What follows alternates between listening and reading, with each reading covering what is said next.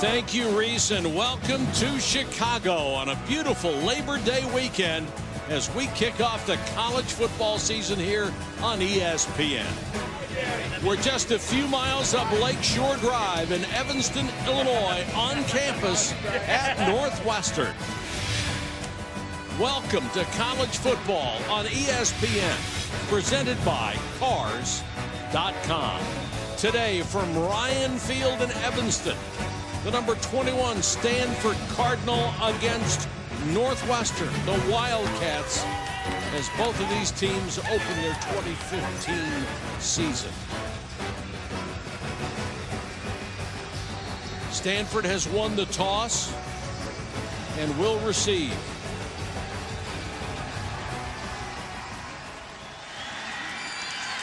McCaffrey a yard deep in the end zone.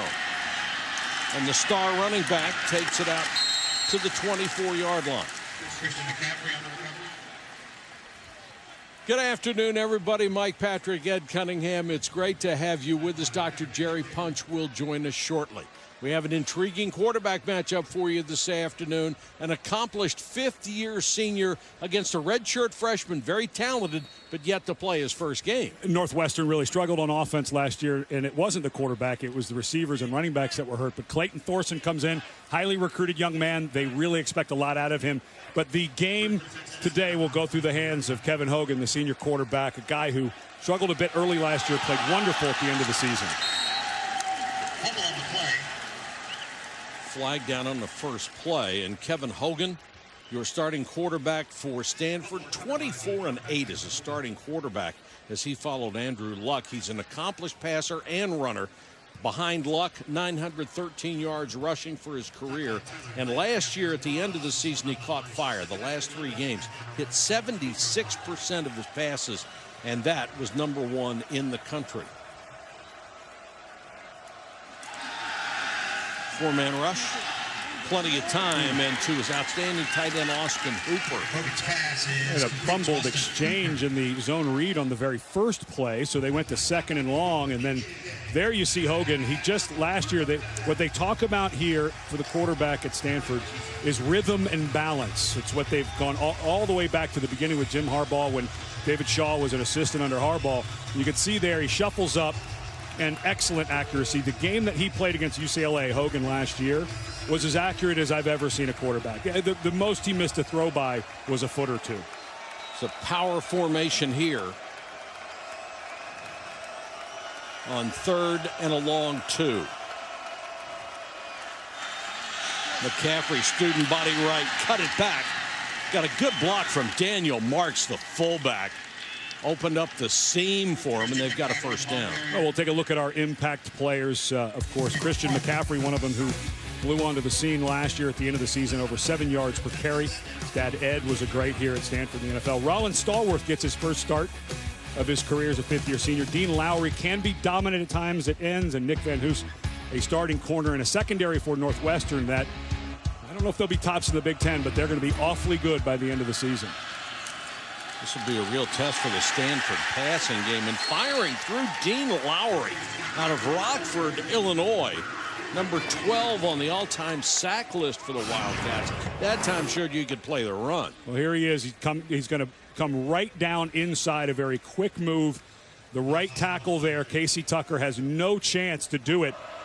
Very difficult block for Tucker, but a good job by Lowry. This is a guy that they really need to step up in his last year, have his best season, and he was dominant at times last season.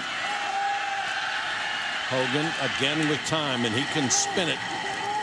Got this one out for a first down into Northwestern territory as Rollin Stallworth out of Reno, Nevada makes the catch for 12. Well, Stallworth in there, his biggest credit before coming into this season when he was the 2013 the Scout Team Player of the Year. That was the biggest thing that happened to him, but there's a first half suspension for Michael Rector. He was suspended during camp for violation of team rules, so Rector out for the first half. Stallworth gets the start, and a big day for the senior. They'll go with 4 wideouts on first down. They are fully capable, running this multiple offense, of spreading the field and sending McCaffrey out of the backfield.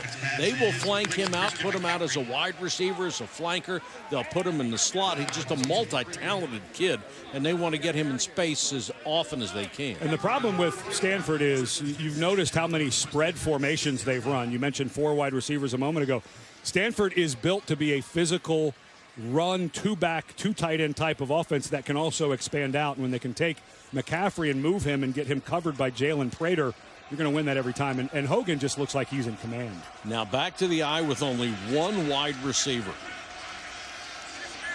They make you defend everything. McCaffrey, little delay. Big hole up the middle. McCaffrey inside the 25 for a first down. Joshua Garnett, who's their most experienced offensive lineman, led the way. Yeah, this is you're going to see the right side is going to block down, get a power block. Good job there. Excellent job by the fullback. But that is Joshua Garnett, a guy who you study him on film. He's a big, smooth, powerful athlete with long arms. I think if he wants to play in the NFL, I think he's going to play for a really long time. Last 3 plays have yielded 12, 13, and 12. Ramon Wright will give McCaffrey a breather as the tailback. He wears number 22, and he gets the carry. Big hole for Wright. Right at the sticks at the 14-yard line.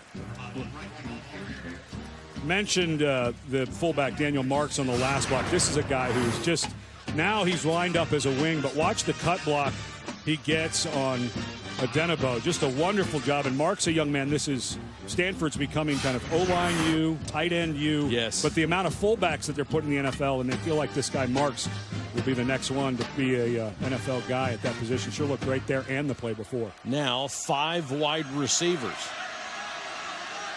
McCaffrey is to the wide side of the field, to the top of your screen.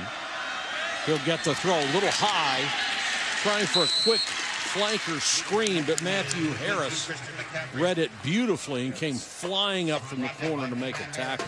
Good time to visit with Matthew Harris yesterday. That was good recognition. He said the biggest growth that he's seen personally is just knowing what everyone's doing, knowing formations. That time, you mentioned McCaffrey's out there, so he's thinking, wait a minute, this is not going to be a regular run. So nice job by Harris recognizing that.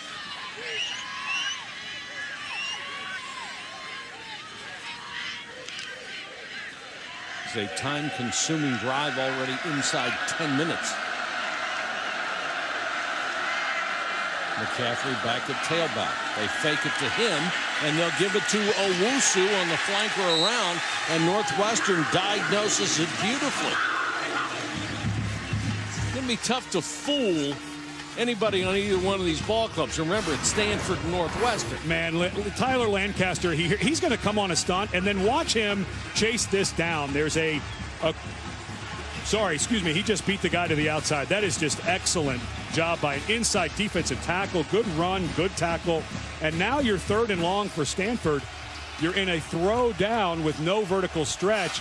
So you've got to think this is something where they're trying to get McCaffrey or somebody the ball, see if he can work past the sticks as quickly as possible. Hooper makes a great target down here. He's in at tight end. Instead, they're going to throw for McCaffrey. They end up with a double team, and it's too high.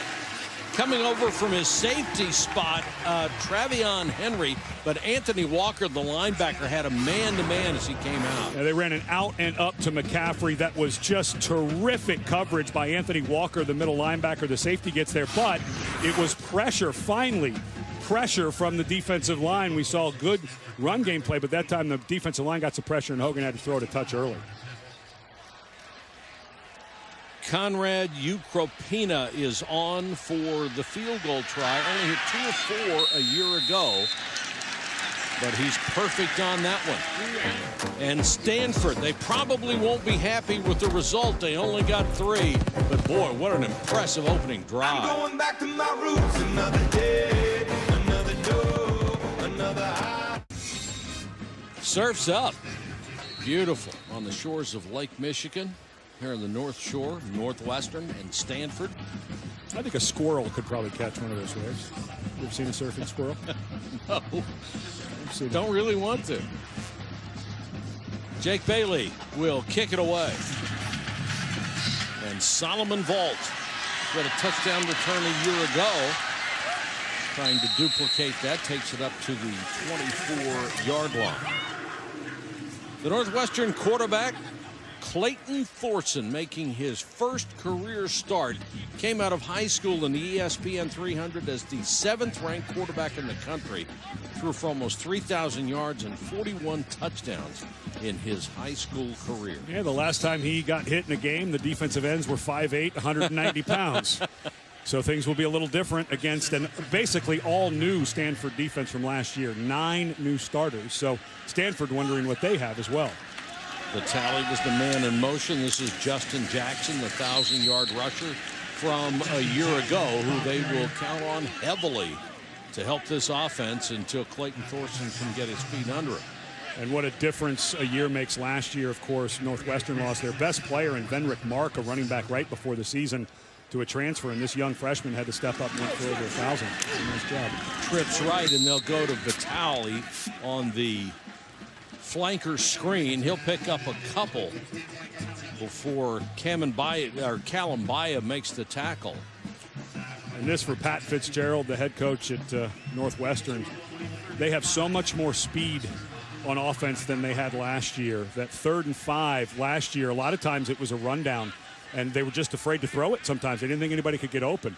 But now they can be more aggressive, and they really like Thorson, a guy who has a good arm and is fast enough to run the option. Stanford comes with 4. Thorson hit from behind and drilled Kevin Anderson, who has the pass rush skills you want as an outside linebacker, got the free shot. Well, Anderson going up against new left tackle Jeff Mogus. Mogus moving out from the guard position, and this is a really difficult transition from guard to tackle, especially left tackle. Anderson does a good job of collapsing the hands of Mogus. Good rush, but that's a tough switch for a guy in his first game going from guard to tackle from Mogus. Northwestern, the very young cover guys. This is McCaffrey back at the 25. Swarmed under, but somehow gets out of it, makes another man miss, then taken down inside the 20. Good job by those kids. A loss of 7 on the return. Keith Watkins, the second, makes the tackle. And for Clayton Thorson, welcome to college football. This is what it's like against the big boys.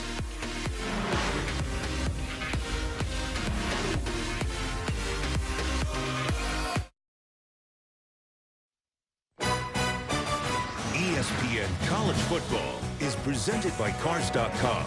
Now Cars.com helps you get the right service without all the drama.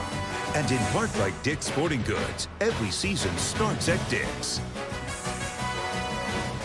It looks good, doesn't it? That's Bat 17 on Benson Avenue, voted Evanston's best place to eat by a collection of some of the brightest minds around. That would be the Northwestern student body. Stanford with its second possession. The Cardinal starts from its 18. McCaffrey.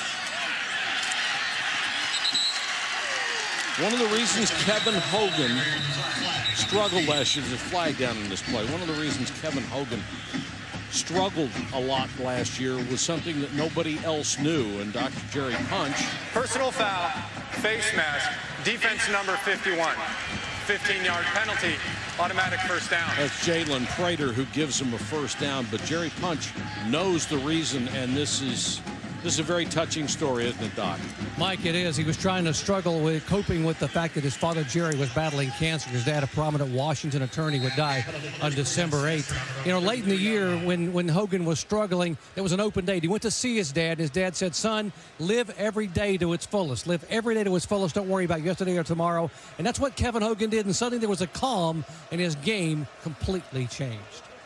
And Jerry, that last 3 games that he played, he hit 76% of his passes. So obviously that had a tremendous impact on him. And he, all during that time, he had to endure people getting on his case about why aren't you playing any better. And that must have been just an extremely difficult time in his life. Seeing him early in the year, and then I went in yesterday and I watched the UCLA game, he just was a completely different player. And I think Jerry said it right, that he just calmed himself. He realized it's just a game. I don't have to put all this pressure on myself. And when we were talking to David Shaw, the head coach, he said he just relaxed. His shoulders dropped. He was comfortable. He would breathe more. And you really see it in the passing game. He's just taken some off of the ball. Realized every pass didn't have to be perfect. McCaffrey on the screen, and Anthony Walker, what a play. He saw that coming from about 10 yards away and was all over McCaffrey. Walker, a young man who was forced into the lineup last year at middle linebacker because Collins Ellis went out with concussions, and they just really liked what this young man saw and did right away. And right now, Hogan's lucky that he wasn't one step closer. He was half a step from maybe getting his hands on that ball. What an excellent job to force 3rd and long, and now you can play off coverage. But Hogan, plenty of arm, very comfortable with longer throws. Walker, the only returning starting linebacker. He's at the line of scrimmage on 3rd and 14. Here's the read option, and Wright only gets a couple. Igwe made the stop. He came up from his safety spot. You know, the last drive, Stanford goes all the way down the field, and then they got a little cute with the reverse, and they end up with 3. You feel like if they just run it, they probably have 7. This time, you get to 3rd and long, you have a quarterback who may have been playing the best ball in the country last year, and you hand it off. Awfully conservative early here for Stanford. That's normally what they do, but if I got a quarterback like that, I'd want to be throwing that down the field. Robinson kicks it away, kicks it out of bounds. Solomon Vault was back there but didn't get a chance to return it. Well, come on in, fellas. Still got seats at Ryan Field. Why wait to start talking about the playoffs? Let's start talking about it tonight. Got number 20 Wisconsin, number 3 Alabama at 8 Eastern on ESPN, as well as streaming live at home and on the go. Watch ESPN. Paul Chryst, the new head coach at Wisconsin, built his reputation as a tremendous offensive coordinator. It worked out well, I think, for Wisconsin, losing Gary Anderson, who wanted to move back west, went to Oregon State. Thorson on the option.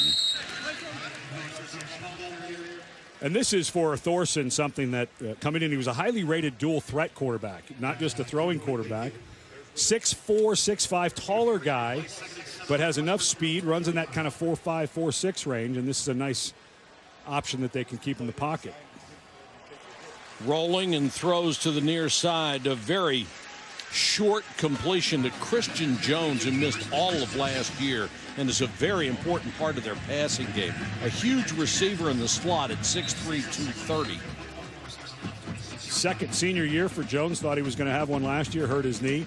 Within 24 hours, they lost Christian Jones, their best receiver the 2 previous years, and Venrick Mark, their best player last year during camp within a 24-hour period. Just an awful time for them. That pretty much took care of the offense, didn't it? High snap. Thorson gets the handoff to Justin Jackson. And Justin Jackson, who rushed for almost 1,200 yards a year ago, got a good block from Dickerson and goes for 15. Brand new starter Brad North at center, taking over for a 4-year starter. Throws it a little high, but Thorson does an excellent job. And when you study Jackson, the running back, he doesn't look that fast, but he gains a whole lot of yardage. He's a very smooth runner, so it doesn't look like he's gaining a ton of yardage, but he runs that outside stretch really well. Stanford shows blitz. Thorson runs around it and then slides in safely at the 46. Pretty smart for a redshirt freshman. We were talking to the offensive coordinator and quarterback coach, Mick McCall, about Thorson being a taller guy who can run. Does he know how to slide? And he said, we practice that as much as I've ever had someone practice it. He said he doesn't do it naturally. Some guys just have the good timing of when to do it. So it's a pretty good job there. It's a gain of 3. 3-man rush, and the 3 guys got there. The ball was tipped at the line of scrimmage. Harrison Phillips out of Omaha, 6'4", 278, just pushed the pocket. I saw Phillips before warm-ups. He is a stud.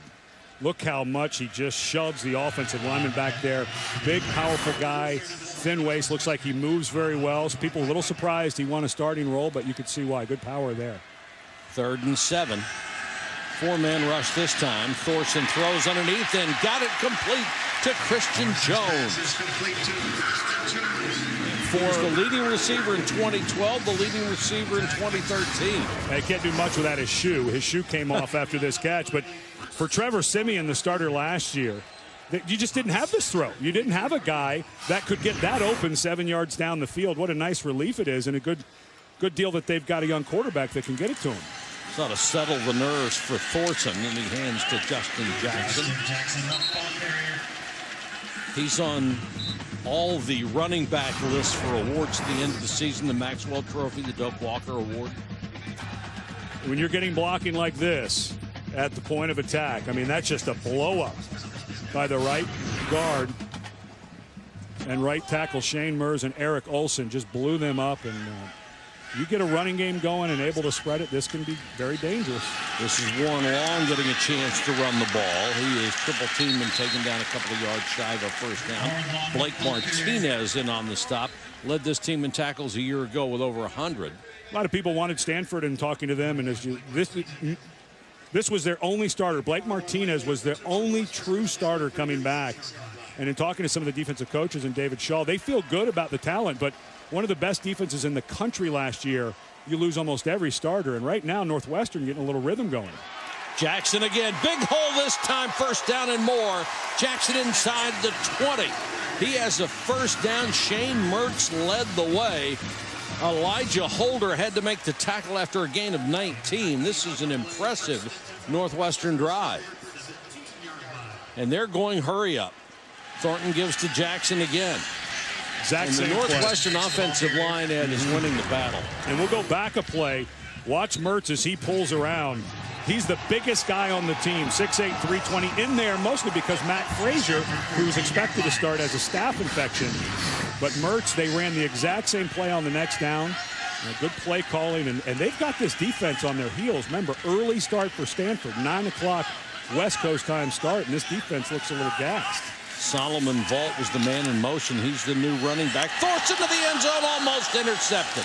That time he did not throw a good pass, and Cody Whitfield, standing yard deep in the end zone, just dropped it. Looked like he had that moment of maybe trying to pull this one back. But boy, he going for Christian Jones and just did not see the underneath coverage. And that was Martinez, the middle linebacker, and also safety coming over. But here you go. Key third down. You may want to move the pocket. Thorson, throw tipped off the hand of Vitale, the fullback slash tight end. So just like Stanford, they bog down when they get deep in their opponent's territory, and they will go the field goal route with Jack Mitchell. And that one, you'd hope Vitale comes out with that catch, a senior who had 40 catches last year, but that's also a ball for a young quarterback. You'll learn to take a little bit off of it, but that's a catch that should have been made. Not sure they get the first, but you may go for it on 4th and 1. Mitchell, who missed only once inside 40 a year ago, true on that one. And Northwestern, Pat Fitzgerald's kids come out and answer the bell. They've tied it at 3. This is the starting line, but we're never finished.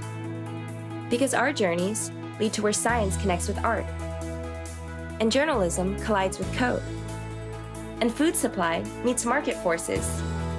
These intersections are where you'll find profound discoveries and artistic statements at Northwestern, and is in our DNA.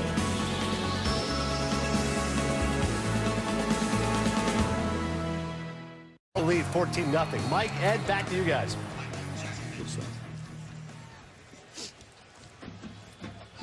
Pat Fitzgerald just saw his ball club go downfield and tie it up on a short field goal after Stanford had done the same on the opening possession. We saw Northwestern against Michigan here last year in a tough loss. They go for 2 at the end. How much better does his offense look explosively than what we saw in 2014? Matt McCucci kicking to McCaffrey from the 2. Has the seam, takes it out to the 30. And Kevin Hogan will start from there. Well, one thing you've gotten at Stanford since Jim Harbaugh got here and then left is just awesome offensive line play. Huge hole for McCaffrey on the pull around by the left guard Garnett. Here a terrific pocket for Hogan to step in and make a nice accurate throw into coverage.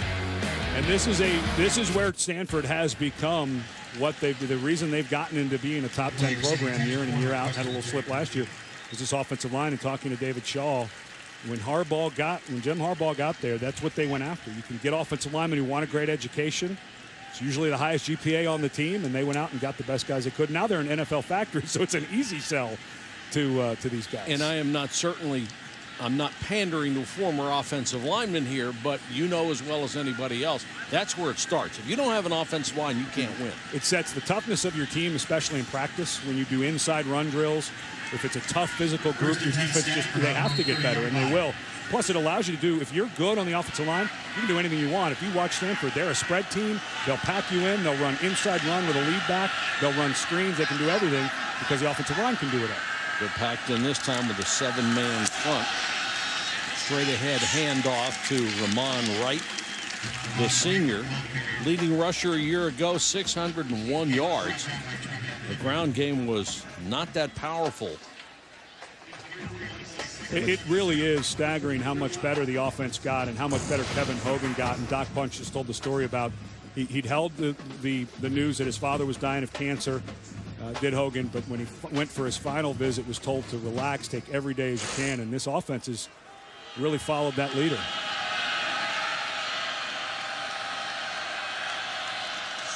McCaffrey is not the tailback McCaffrey is the tailback in this set, I meant. Walker and Deontay Gibson were in on the stop, and that defense of the Wildcats playing much better as this game wears on. End of the quarter, 3-3 from Northwestern.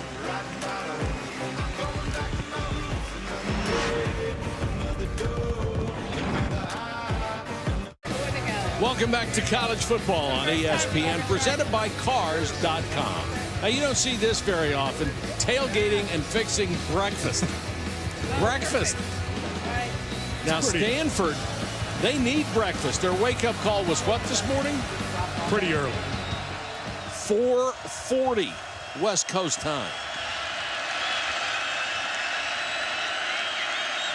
3rd and long for Hogan. 5-man rush. Hogan flushed, and they got it. Great effort by that Northwestern front. Anthony Walker led the charge. Walker is playing out of his mind. Watch, he's got the quarterback in case he runs out. He'll read it. There's the hole I go. It's like a running back. This young man who was forced into the lineup last year, played great, got better each week. He's a terror so far. He's made just about every tackle, and he's been there for every different type of formation and been able to suss it out. Miles Schuler is deep for Alex Robinson's kick.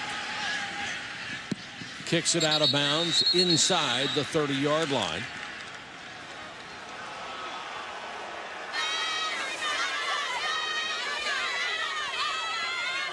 That is a 50-yard kick. A couple of punts have been marked sort of oddly. They're marking where the ball lands out of bounds instead of where it crossed the line. Help the kicker's average. And if you're Clayton Thorson, you have to feel pretty good about yourself. Your first start in college against basically a brand new defense from Stanford, but what was a defense last year that was one of the best in the country. Your first game action since high school, playing awfully well. Thorson on the option to Solomon Vault, and Solomon Vault turns the corner.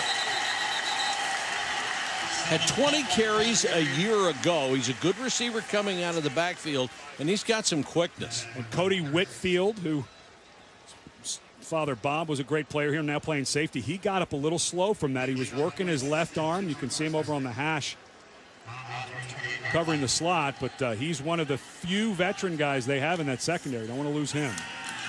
Thorson with a fake. Guns it down the middle, tipped. He's had 3 passes that could have been picked. That time Blake Martinez got his hands on it. Yeah, he gave Martinez no reason not to run to that ball. Thorson, if you study him, like a lot of young quarterbacks, may stay locked in a little bit. Martinez, a guy who the coaches expect good things from in his senior year. They feel like he can be at that upper echelon of guys like Miles Jack at UCLA and Scooby Wright at Arizona. Bad snap. Northwestern will cover, but they let a 3rd and 2 get away from them, and they'll have to punt. That was a big loss. You lost the 4-year starter at center, Brandon Vitabile, and this is the second one we've seen by Brad North, the new center. And the hard part in these new offenses for North, number 69 for Northwestern, that's a power run block, and then he's got to also snap it with touch. I was a center in college in the NFL. It is incredibly difficult. Just a sophomore North, he'll settle in, but you don't think about that loss of a 4-year center, but we've already seen it play in today. Nice wander. Sometimes wears 87, sometimes 32. It depends on who else is on the kicking team. Rugby-style kick. And snaps and are goes sideways. Snaps are an adventure. That one rolled back. The nice wander. 29-yard kick. Gorgeous day here at Northwestern.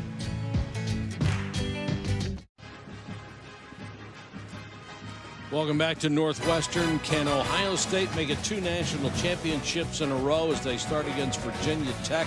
They're going to have to do it without their All-American Joey Bosa. He's one of 4 players who's suspended. And keep in mind that Virginia Tech coaching staff is a big game coaching staff. They have pulled off some major upsets in their time. And the Hokies play awfully well at night in Blacksburg. Nice move by Hogan to get away from pressure.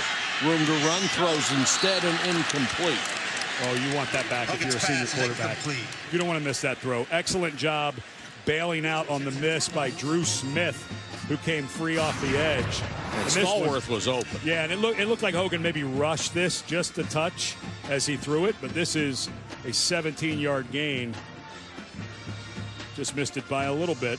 Good effort by Stallworth, but that's when you want back if you're Hogan, especially as well as he's playing lately. Stanford starting in great field position from its own 43. Hogan, quarterback draw. Hit initially by Odenabo, the 6'3 junior, and he held it to only a 3-yard gain. Excellent job by Odenabo. Came down inside. Just a sophomore. Played a bit last year. But remember, on 3rd and long last time, Stanford got very conservative. Let's see if they let Hogan throw it here. I don't know why you wouldn't have just a nice pocket pass. You've got 2 backs on either side, so you can pick up the blitz and get them out late if you need to. This looks like you're looking for something 7 to 15 yards in the route tree for Hogan. Last 11 plays, they've been held under 10 yards. 3-man rush. Hogan again, pocket collapsing around him. He got the pass out complete to Wright, and Wright has enough for a 1st down. And just this offensive line is the whole reason that you pick up this 1st down. Nobody's open. Northwestern secondary does an excellent job. I mentioned the 2 running backs. When they're there and there is no blitz, they're just going to go out and flare. And because the offensive line held up their protection so long, Wright was able to sneak out, get away from the man covering him. So good read, good everything by Hogan, but it was the offensive line giving him forever to find that late check down that picks up the 1st. Northwestern dropped 8 men into coverage, couldn't stop it. McCaffrey gets a few and a first chance to check into the studio, and Adnan Burke. All right, Mike, thank you very much. Updating on what's happening right now with regards to Ole Miss. New quarterback, right? Bo Wallace is out. Chad Kelly's in to Markel Pack. Pretty good pass that was. 21-0 for Ole Miss right now. Kelly 4-7, 116 yards. Mike, Ed, back to you guys. Adnan, thanks very much. This is 2nd quarter action from Northwestern. Stanford and the Wildcats tied at 3. Stanford driving. The 2nd and 7. Hogan under pressure again, and down he goes. The blitz from Travion Henry. Mike Hankwitz, the defensive coordinator for Northwestern, is just calling a beautiful ball game. He's not bringing a lot of pressure, this time deciding to bring a safety. Good inside rush that totally sucked up the offensive line by Deontay Gibson. Nobody is there for Henry. What a nice call by Hankwitz. Has to be awfully happy with how his guys are playing. Beautifully designed blitz and a great play on Wright. Dean Lowry making a 2nd critical tackle. But you're 3rd and long with a senior quarterback, and you're handing it off in a run formation. just awfully conservative. I mean, you've got a guy who completed 76% of his passes, is terrific on the long throw, and that's 2 3rd and longs in this first half that you've handed the ball off, and a little bit of a, kind of white towel. Well, we didn't get it this time. Just kind of a wasted down, it feels like. I think right now they're in the let's not make a mistake mode. Probably. And early on, I understand that for sure. Robinson booms one over the head of Schuler into the end zone. Second quarter, 10 minutes to go till halftime. Still 3-3.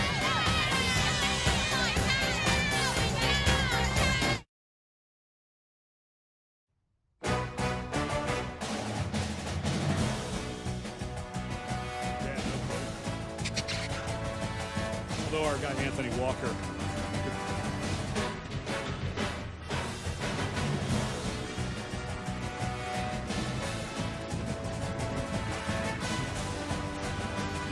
That's the Deering Library on campus, dedicated in 1933. That's where they keep all the books, isn't it?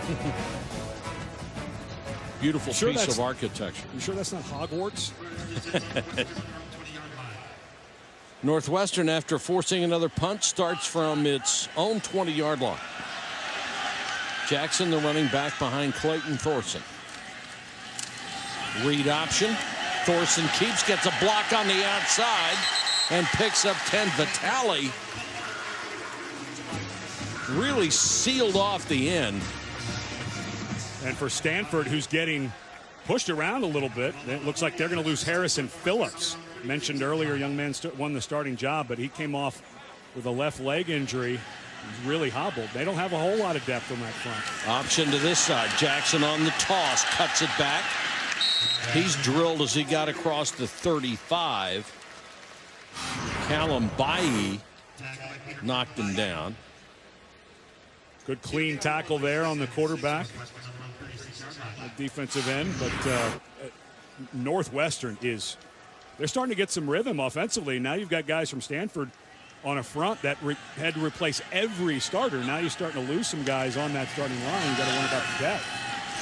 And Stanford may have to try a run blitz to get some pressure up front. And Aziz Chatou, boy, that was a physical player. He just reached out and said, "You're not going anywhere." And if you're thinking maybe it's a horse collar tackle, that doesn't come into play if the runner is between the two offensive tackles. But Chatou, a guy who's been banged up, missed a bunch of games last year with a knee injury. They're expecting him to really explode. A high-level guy that they just haven't got much out of because of injury. 4-man rush. Thorson throws underneath, and he got it to Christian Jones, and that is his value. A big target who can get open in the middle of the field. He's made 3 catches. If you're a Northwestern fan, you have to be doing backflips of what you're seeing. This is just such a different team than you had last season. Jackson.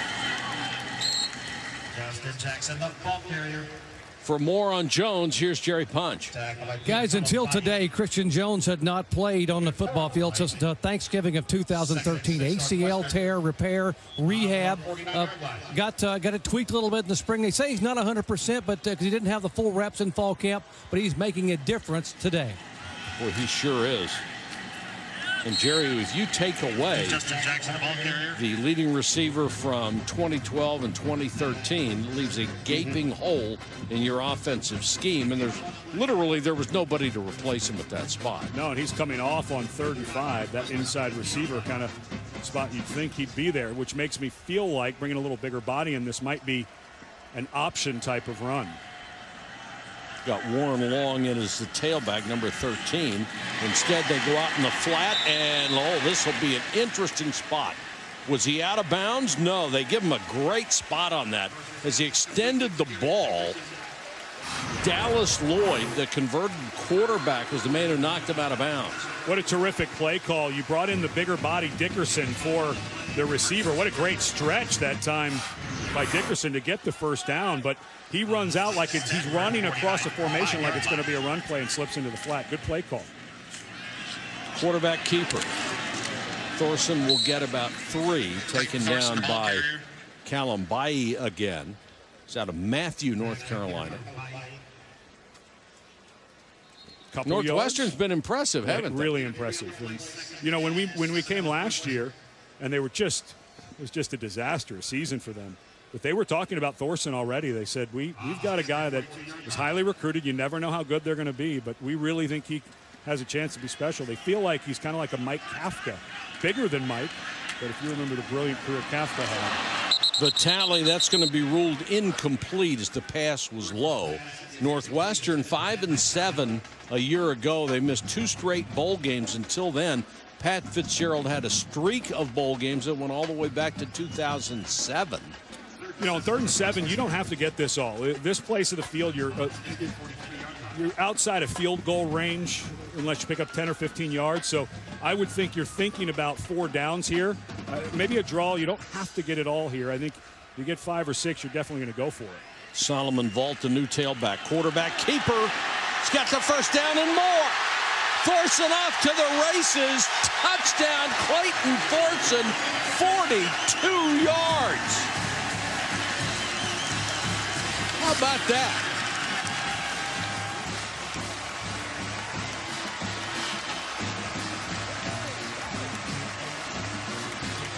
Recruited as a dual threat quarterback. Doesn't look that fast, but nobody caught him, did they? They claim that he runs close to a 4.5. So in that 4.6 range, he's a taller guy. He doesn't have the first step explosive, but when he got in the open field, good block by Mike McHugh, and the safety in the corner couldn't get there. Point after is good. 10 plays, 80 yards. 3 minutes and 42 seconds off the clock, and about 8 seconds off the clock on that one.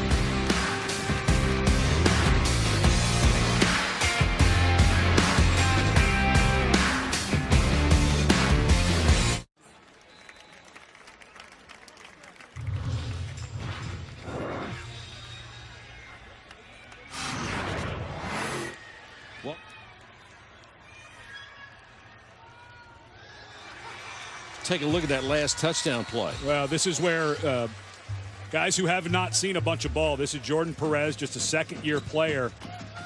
He's got the quarterback, and because there was motion and movement in front of him, I think his eyes just got taken off of his responsibility. A terrific call, I think, by Mick McCall, the offensive coordinator, because it was really conservative. 3rd and 7, pick up 4 or 5, you're going to go for it. And not expecting to get a touchdown, but a nice surprise, I'm sure. McCaffrey on the bounce, takes it across the 30. Adnan Burke has an update from the studio. Adnan. Thank you. Mike, back to you. Adnan, thanks very much. Certainly we hope that young man will be okay. Ouch.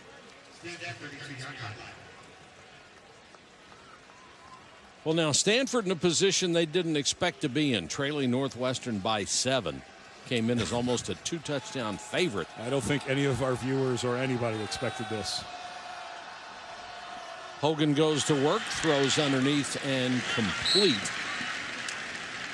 Anthony Walker makes the stop on Austin Hooper. Now Hooper, one of the country's best tight ends. Haven't seen much of him in this game. They've got another kid. They love their tight ends at Stanford. Dalton Schultz, number 9, who is a very physical player. They think he could be one of the best in the country at that spot. McCaffrey. Cut down, ball came loose. Guess who's there? Anthony Walker. Travion Henry is going to get credit for knocking it loose.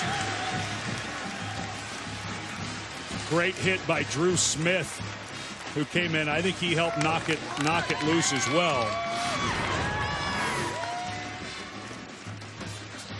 Shoulder right on that elbow. Ball comes out. I think you got to credit Drew Smith with that one. I think they got him at the same time. Yeah, Henry may get it out. Let's see if Henry knocks it loose first.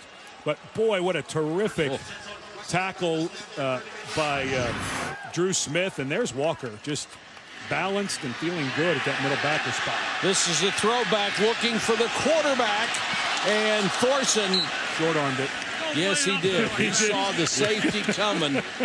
He saw Ronnie Harris off the corner, and it's a good thing he saw him out of the corner of his eye. You cannot fault a guy who's 6'5" playing in his first college game when a ball is hanging up.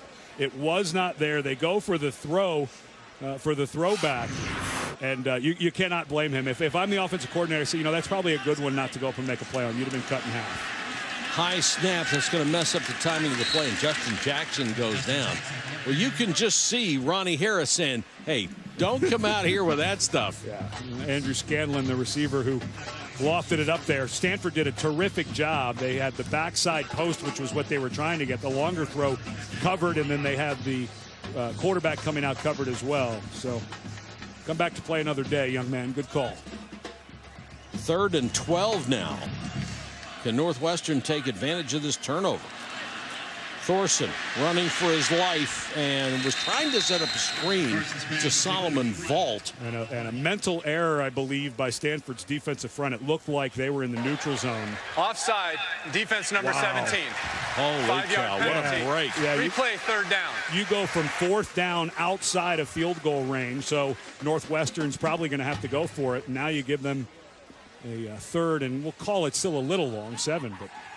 But now, if you're David Shaw, now Northwestern, they pick up 2 or 3, they're likely to go for it on 4th. So I think you just gave them at least 2 more offensive plays with that penalty. Exactly.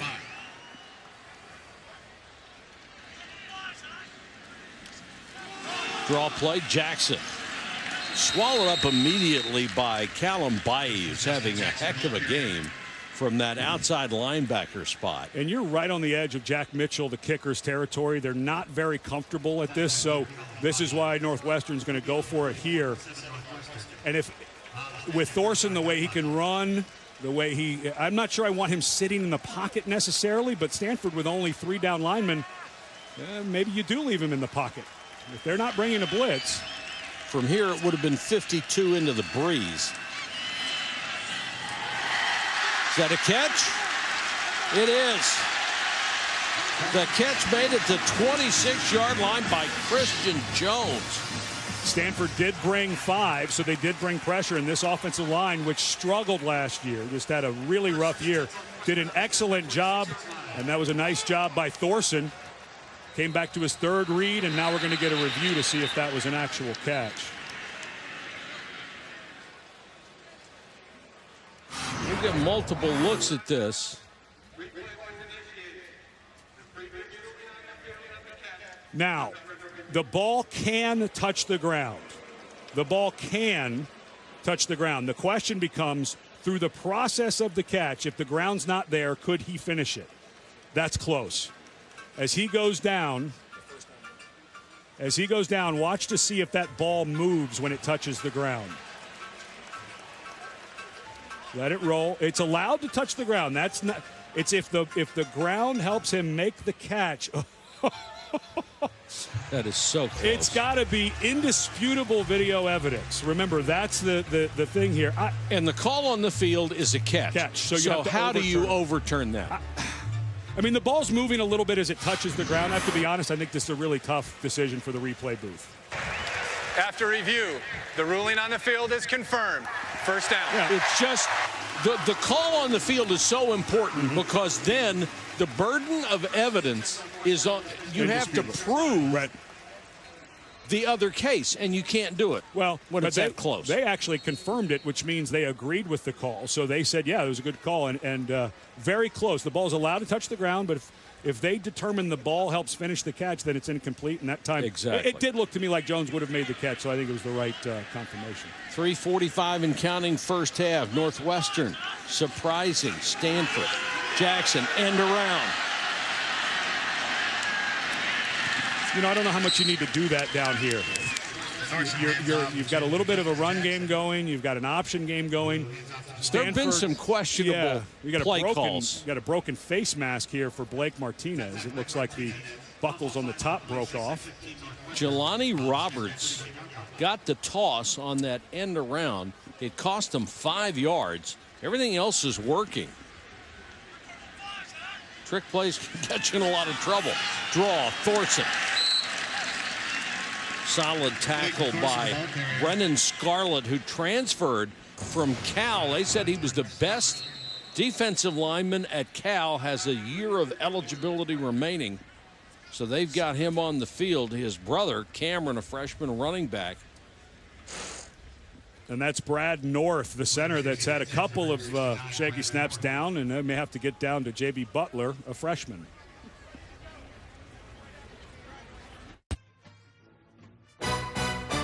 ESPN College Football, brought to you by Buick, proud partner of the NCAA, and Taco Bell's new $1 Daredevil Loaded Grillers. Try all 3 if you dare. Welcome back to Northwestern. Starting center Brad North had to be helped off the field. So redshirt freshman J.B. Butler comes in, first snap of his career out of the shotgun. And Ed Cunningham, as a former center, not an easy way to go into the ballgame. Well, and instead of going with Butler, the freshman, they actually moved the guard over last minute, Ian Park, to do that snap. I think they were a little worried about Butler on a 3rd and long against Stanford getting his first snap. So Ian Park moved over, and now you're in, because you got no yardage, you're in, getting towards career long territory here for Jack Mitchell. This will be a 48-yard try. He's already hit from 31. Got the leg, but it's wide.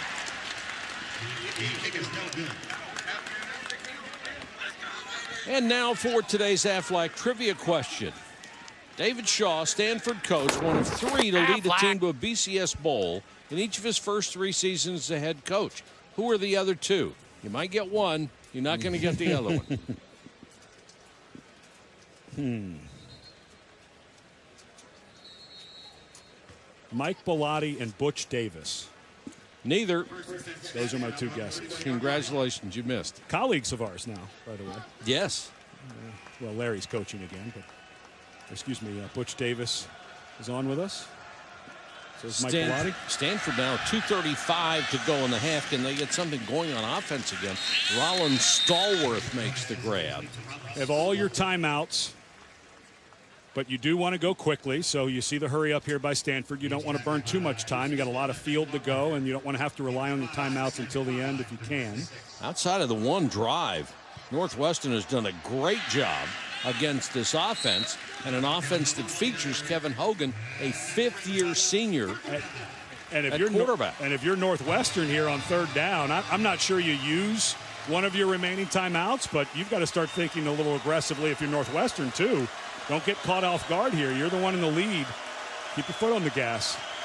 4 wide receivers in this set. 4-man rush.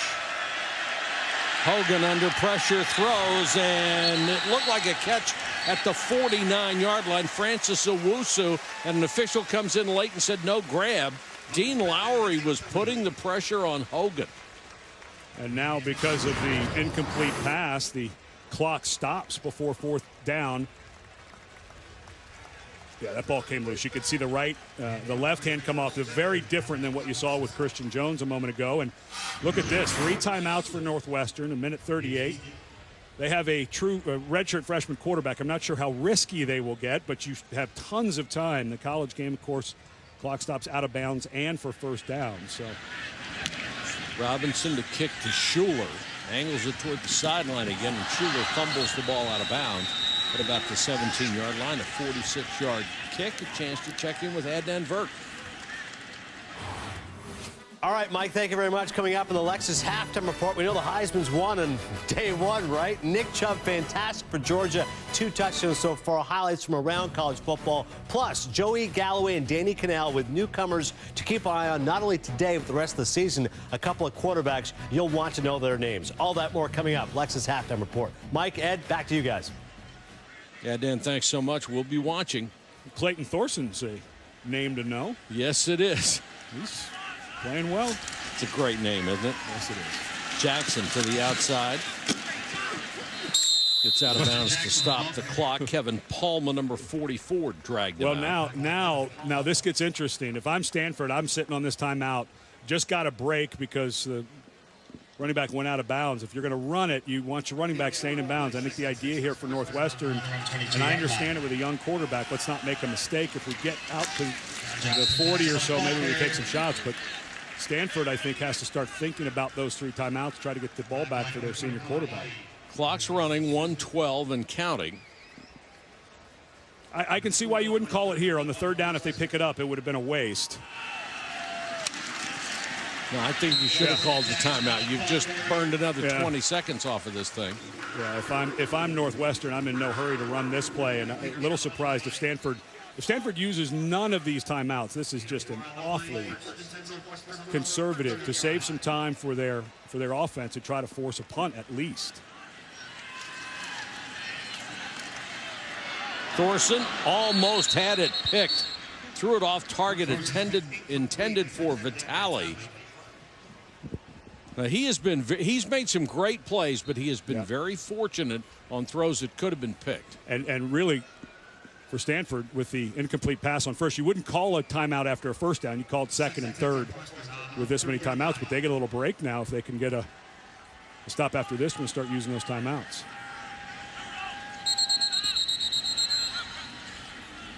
Timeout. Northwestern will take their first of the half. I think they want to 30 talk seconds about in the length. strategy at this point. We'll give you our Aflac trivia answer. The question was, David Shaw, one of three coaches to lead a team to a BCS Bowl in each of his first 3 seasons as a head coach. Who were the other 2? We already got Ed's guesses. Totally incorrect. Chip Kelly and Larry Coker. You didn't even get what I did there. I gave you both of their successors. Oh, that's see what I was doing there? Pretty good. Yeah, just going deep. That wasn't the question, though. Who succeeded the 2? Oh, I misread it. No, yes, you did. Yes, you did. We got to get you on a game show if you're going to be that advanced. David Shaw, 2 Pac-12 championships in 12 and 13.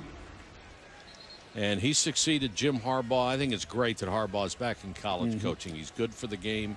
You know he's going to win. Tough loss for Michigan against Utah, but you do know eventually it'll turn. Give him a couple of years. He's going to have a powerhouse. The question is, how long do you think, if you're a Michigan fan, that does he stick around? I think he's there for the long haul. Warren Long gets the call for Northwestern. If I'm Northwestern, I'm not. I mean, keep running it, because what if you pop one? But now the question becomes, what if you fumble? I mean, now you don't even have. If the idea is to get to halftime, you don't have to even hand this ball off. And I think for Stanford, because of that first down, I'd like to have seen them use a couple first downs to try to, or timeouts to get the ball back. But because Northwestern was able to pick up some good running yards, just nothing there. I think this is the right choice. Go to the locker room and celebrate exactly what you have done in the first half. Great show for the Wildcats, who came in 2 touchdown underdogs. But now at the half, our score is Northwestern 10 and Stanford 3.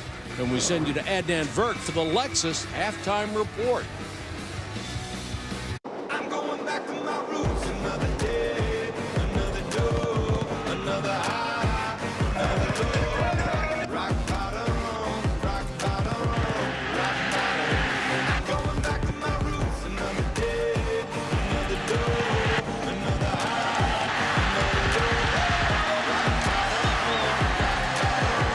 Rock bottom, I'm going back to my roots. Welcome back to college football on ESPN, presented by Cars.com.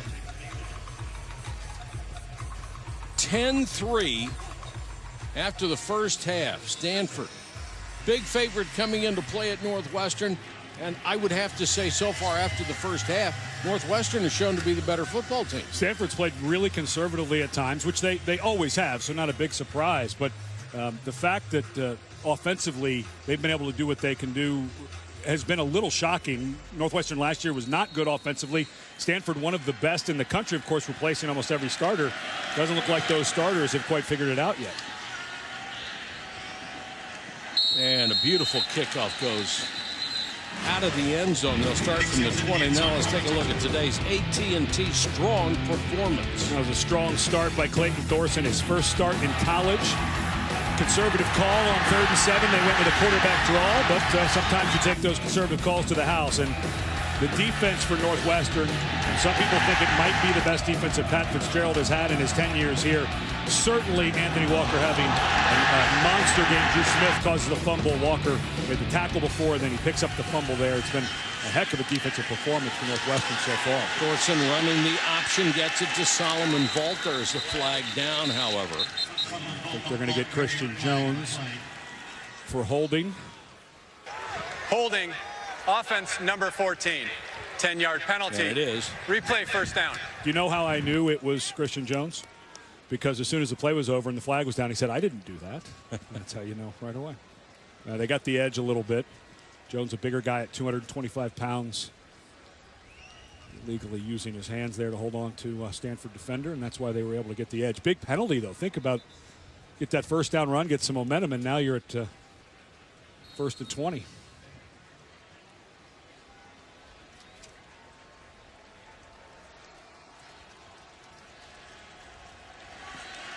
Thorson in the gun, gives to Jackson.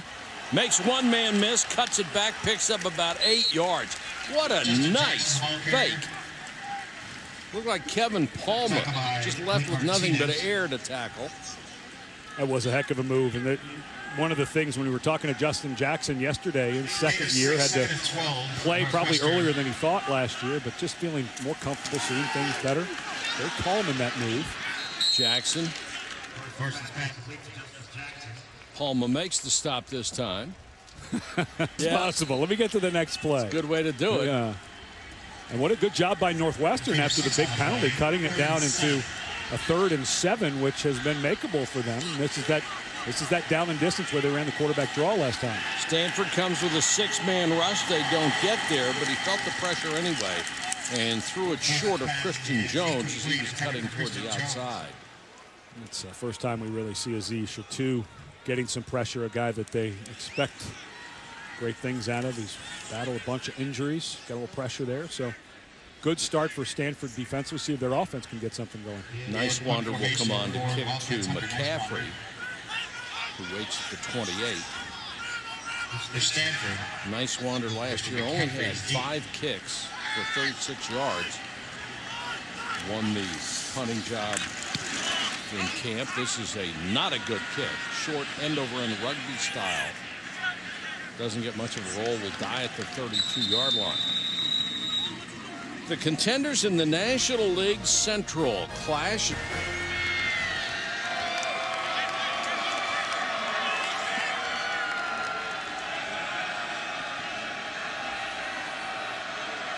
Stanford trying to get something going on offense. They had one terrific drive, and they bogged down inside the 20 and had to settle for a field goal, and that's been it. And they're going to have to burn a timeout on the first play from scrimmage in the second half. Not a good sign for the Cardinal as we start the 3rd quarter.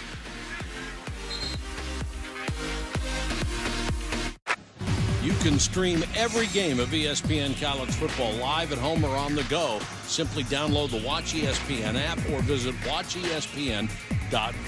Dr. Jerry Punch had a chance to catch up with Stanford coach Jerry Shaw moments ago. Doc, what do you have to say? Yeah, David Shaw, ask him about the struggles on offense the first half. 33 total yards rushing. He said, Doc, it's simple. We got to get the job done up front. Run blocking, pass blocking. It's what happens up front that makes a difference. I asked him about playing it close to the vest on 3rd and long twice. He handed it off instead of throwing it. He said it's all their game plan, and that's what they'll do in the second half. All right, Jerry, they start from their 31 on this drive. Let's see what kind of plays they want to call here. They'll give it to McCaffrey. McCaffrey with his best run of the day. Into Northwestern territory. Igwe Buke had to make the tackle, but it's a 26-yard gain.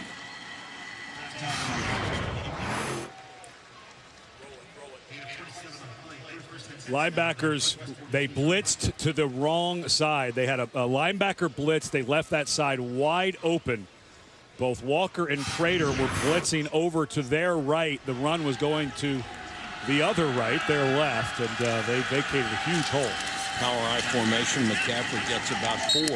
He comes by his talent legitimately. His dad, Ed, was an exceptional wide receiver.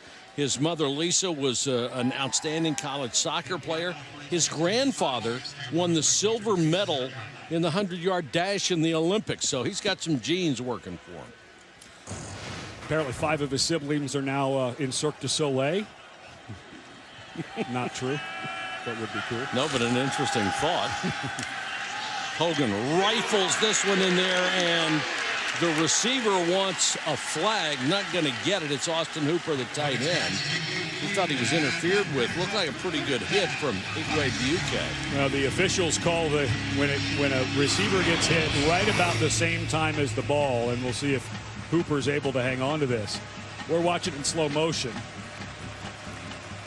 So it may look, wow, that was a really good job coming over the back there to knock that down by Buquet. But that was good timing. Wasn't there too early. Hogan under pressure throws, almost had it picked. That's the only mistake Anthony Walker's made today. Had a chance at an interception, and it's off his hands. And, you know, if you're Stanford, you're right at the edge of field goal range. This is not something you're comfortable with Ukropina. This is not the the distance that you feel comfortable kicking it. And so, boy, this is really conservative ball. This is the punt really conservative ball. I mean, because this is no man's land. Yeah, right I mean, if you pick up 2 or 3 yards and you're back on defense, you know, you still have a long field to goal. I just don't. Stanford has been playing this incredibly conservatively. I know that's their system, but Robinson trying to pooch it inside the 10. I mean, you know, and had the forward spin, and it goes into the end zone. Yeah, so you're gaining essentially 18 yards of field position with that punt. This is entirely too conservative, I think. Didn't turn out well, that's for sure.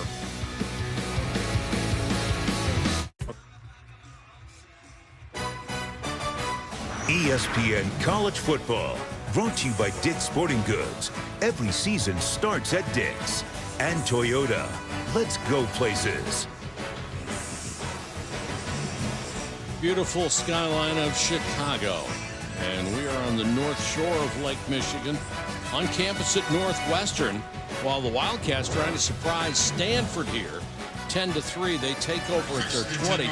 Jerry Punch points out that Ukropina, the field goal kicker for Stanford, missed a couple from 52 wide left in warm-ups, but they certainly had the wind at his back on that possession.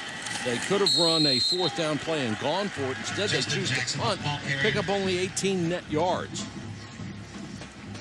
Strong wind at his back. You do have to watch kickers in warm-ups because they're going to be different each time they go out. It's like a golfer, how well they're hitting the ball that day.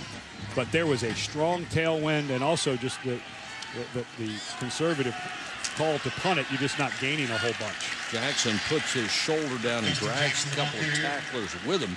Blake Martinez was in on the stop. That's the wind he had at his back.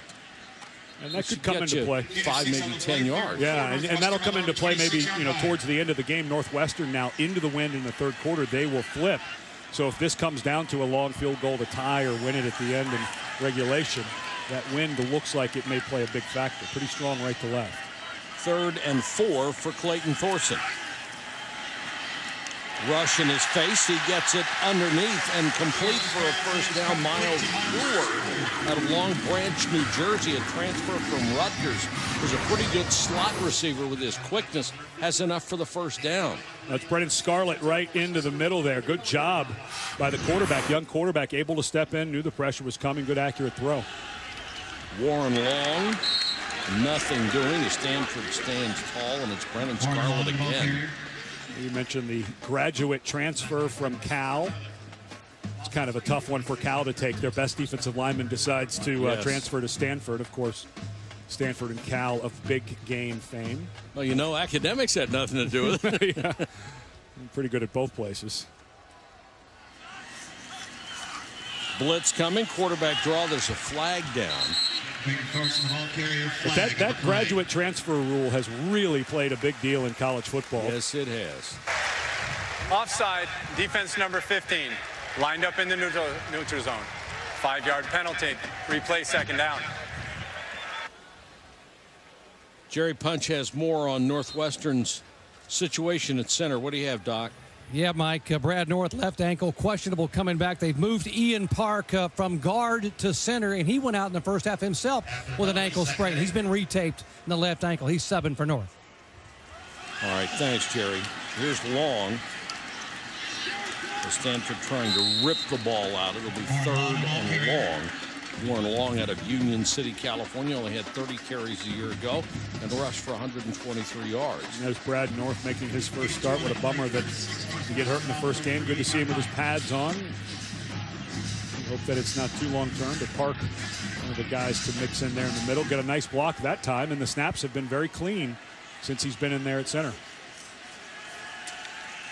3rd and a long 5. That ball appeared to almost go end over end out of Clayton Thorson's hand, and it's incomplete.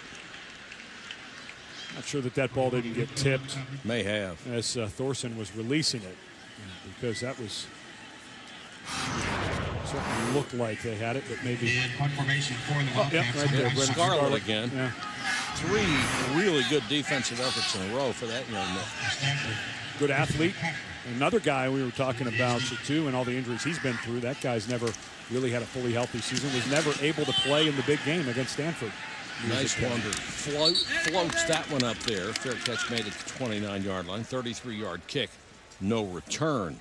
The playoff push starts with Saturday Night Football. Number 20 Wisconsin against number 3 Alabama tonight at 8 Eastern on ABC, as well as streaming live at home and on the go with Watch ESPN. If I'm a Wisconsin fan and I know that we're breaking in 3 new offensive linemen with some injuries during training camp, and we don't have Melvin Gordon anymore, and Corey Clement's a really good back, but Melvin Gordon was one of those guys who he's just a little bit different than a lot of people. With that defensive front from Alabama, I don't know how easy sledding that's going to be. Boy, that's for sure. Hogan fires complete to Hooper. Preseason first-team All-Pac-12 as a tight end. You know, you got Michael Rector. I mentioned that he was out in the first half, finishing off a rules violation punishment. He's their fastest receiver now back in. We have not seen Hogan really stretch the field at all, which is shocking, as well as they threw it last year at the end of the year, so maybe they will with Rector. McCaffrey, again, across the 40. Should have enough for a first down as Walker makes another tackle. Walker's a good one, a middle linebacker. 8 tackles so far. What they liked for him was, last year was his freshman year, but it was his redshirt freshman year. So he got a full year on campus in the weight room, gaining some weight, learning how to take blocks on. So when he was forced in last year, it wasn't like a true freshman. And he stepped right in, had a great game against Penn State early, interception return for a touchdown. It's a good front. McCaffrey runs into Daniel Marks, his fullback, as he was being stiffed, and Prater comes over to help on the tackle. If I'm a Stanford fan, I'm a little panicked early in this season. And, well, you should. Last year, they really surged offensively at the end to catch up to what was a great defense. Now the defense with all the turnovers. Substitution, offense number 18. 5-yard penalty. Remains second down. Stanford is the team that's making the mistakes right now. Yeah.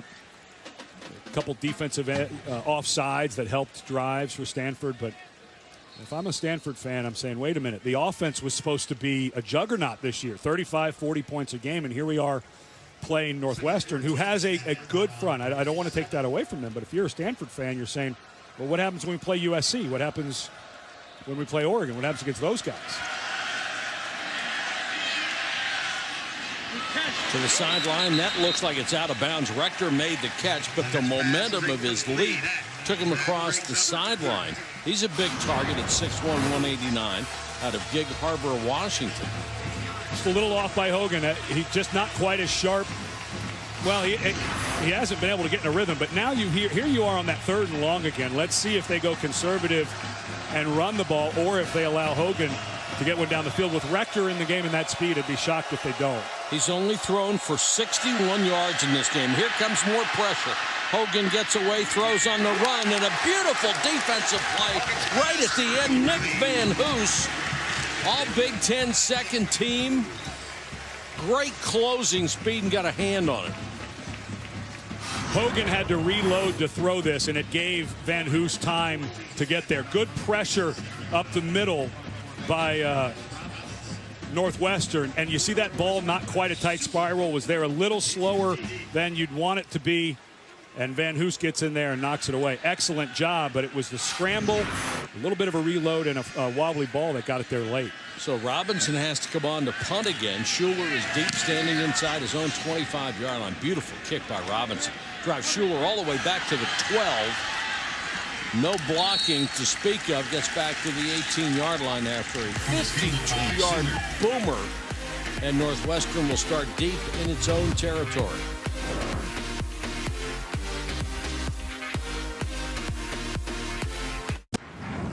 And now let's take a look at winning traditions driven by Goodyear. Here on campus at Northwestern, it's the Rock, a huge chunk of stone set in the middle of campus. Painting the Rock with colorful, in both senses of the word, slogans is perhaps Northwestern's best-known tradition. Almost every night, students guard the Rock for 24 hours. Then they get the privilege of painting it. Thorson on a roll. That was a backwards pass. Ooh. Heads-up play.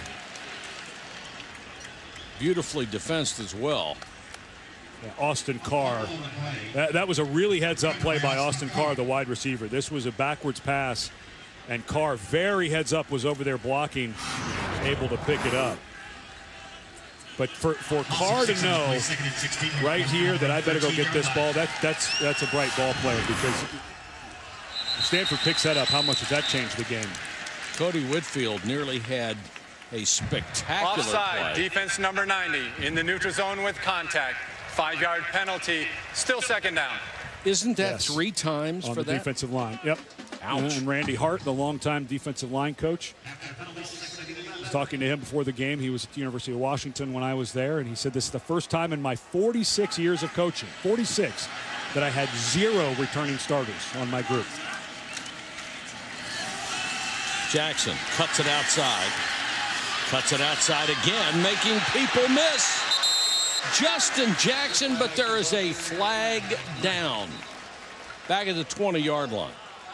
Number 80, 10-yard penalty, replay second down. That's Austin Carr trying to get a block on the edge.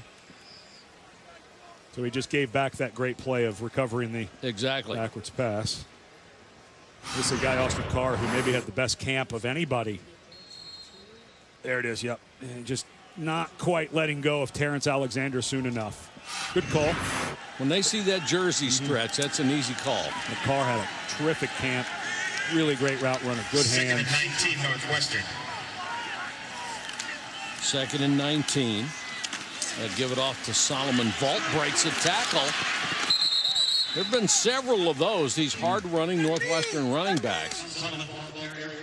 Anyway, go back to Randy Hart, the defensive line coach for Stanford. I've known Randy forever. Like I mentioned, he was at the University of Washington when I was there. But Randy's been in this business 46 years coaching. One of the best defensive line coaches you'll ever see. I was visiting with him before the game, and he said, I've never seen anything like this. I've never had not one starter back, not anybody with deep starting experience back on my defensive line. And he was pretty nervous coming in. You can see they've got some growing to do. 3rd and long. Thorson out to Jones, and Jones gets to the 32-yard line, and Christian Jones picks up a first down. This Stanford defense, you know, when people were talking about Stanford being potential dark horse, win the Pac-12, maybe get in the championship, you know, you look at 9 returning starters or 9 missing starters from last year's defense, and you think, okay, but, you know, Stanford's been good. Right now, they look a little lost. They look like they're tired. This is a 3rd and forever. You cannot continue to bail out on the one side. It's just a late job by the nickelback, Terrence Alexander, and this is a matchup that they loved with Jones. If you're a Northwestern player right now, you are starting to believe that, hey, not only do we have a shot, but we can dominate these guys. You see the offensive line there? Just see how much push they got on that running play? You're up 10-3 the way your offense is going. I'd start pounding these guys a little bit.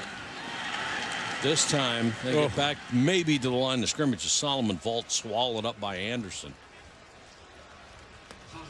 And if you're Northwestern right here, and this is hard for people who kind of think of football as a field position game, this is actually a spot I think you should go for it. The percentages say that it's in your favor here. I know it's on the other side of the field, but and I'm not faulting the call. I get it. You're up 7 in a game that you thought would be tough to win, but this is a space you could go for. The numbers may say you've got a shot, and that's going to be interference with a chance to catch the ball. Boy, that was really dangerous by Keith Watkins. Ran into the receiver. And really kind of threw himself at him before the ball got there. I don't know that we're going to get a targeting call, but Watkins has got to be really There's no foul for kick catch interference. The kicking team player was blocked into the receiver. First down.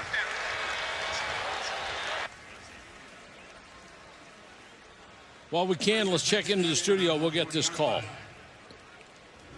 All right, Mike, thank you very much. Just an update what's happening with Rutgers taking on Norfolk State over on ESPN News. It's Janarian Grant who's going to go 80 yards. Rutgers didn't return a kick for a touchdown all last year, and now Chris Livianu to Leonte Carew. Both those guys were suspended for the first half of today's game. Another touchdown. They're up big right now. Mike, Ed, back to you guys. Adnan, thank you so much. They'll start from the 20. Stanford unable to get anything going after that opening drive. They have been throttled. Let's take a look at that no call on this punt play. I just want to see that. So what happened? No. Well, but before that, he was being blocked. He was being blocked by Elijah Holder. And so because he was being blocked, the contact is allowed. But you couldn't see it quite on that replay, but he was being blocked. The only way he could influence his path was to push him in the back. If he pushed him in the back, then it's a that's penalty. a penalty. Yeah, no, Northwestern, I feel like, got a little lucky on that call. Absolutely. Now Stanford just trying to wedge out some yardage. They've got a 3rd and 2 here from their own 29. Gibson and Robbins were in on that last stop. And Barry Sanders, yes, the son of the Barry Sanders, with a chance to carry the ball. You know, this is a place 3rd and short, play action pass. You got a senior quarterback. You haven't taken many shots. You're in a gun, so a little hard to get the play fake. McCaffrey is offset left, and there's another flag down. Just total confusion on the right side by the receivers. Illegal substitution. Offense. Breaking the huddle with 12 players. 5-yard penalty. 3rd down. That's 2 of those. And Dalton Schultz was out there. They weren't sure where they were lining up, and now changes everything. Yeah, you go from a 3rd and 1 to a 3rd and 7, which has been a very conservative down for Stanford so far today. This has almost exclusively been a running down. Well, there's 3:09 left in the 3rd quarter. There comes a point where you've got to throw the conservative chart out the window and try to make something happen.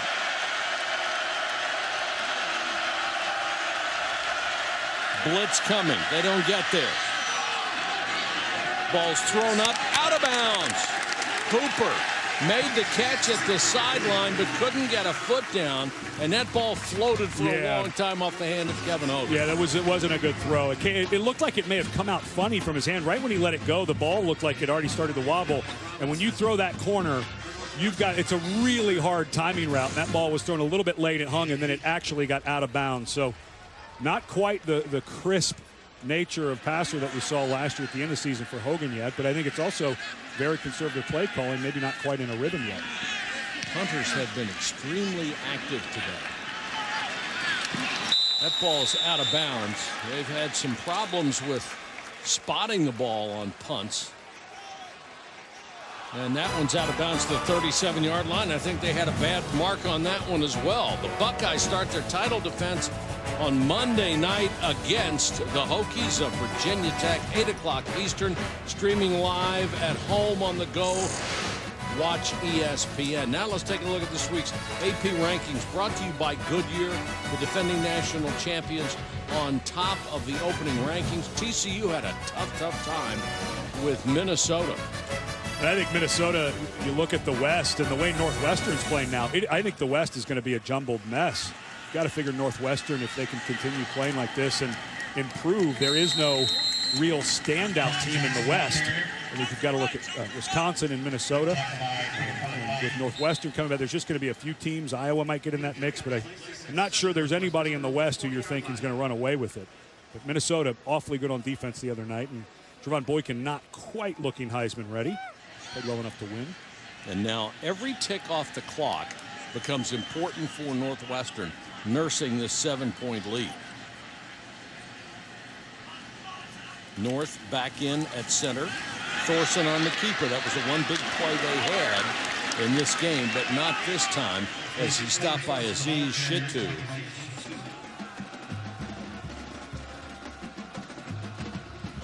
So that lets your best 5 get back on the field. You get to put Park back at left guard. He did a really nice job. Park did while he was in there at center. Had North a couple of tough snaps early, but was kind of helped off with an ankle injury. Seems to be playing through it. Remember, Northwestern is also going to have the wind at their back in the fourth quarter. Stanford hasn't been able to take advantage of that. Jackson got the first down. Callum Baye, just the Stanford linebackers right now, everybody looks half a step behind in those white jerseys. This is just a simple swing. There's not much to this. It is tough to defend as a linebacker because you have to make sure there's no run first. But quickly back to the ground. Jackson will pick up 2 or 3 on this one. Got a Carroll Stream, Illinois, not that far from here. Asked him what was going to be easier between his freshman and sophomore year, and he said, "I got a car." I thought, that does make it easier. A little easier.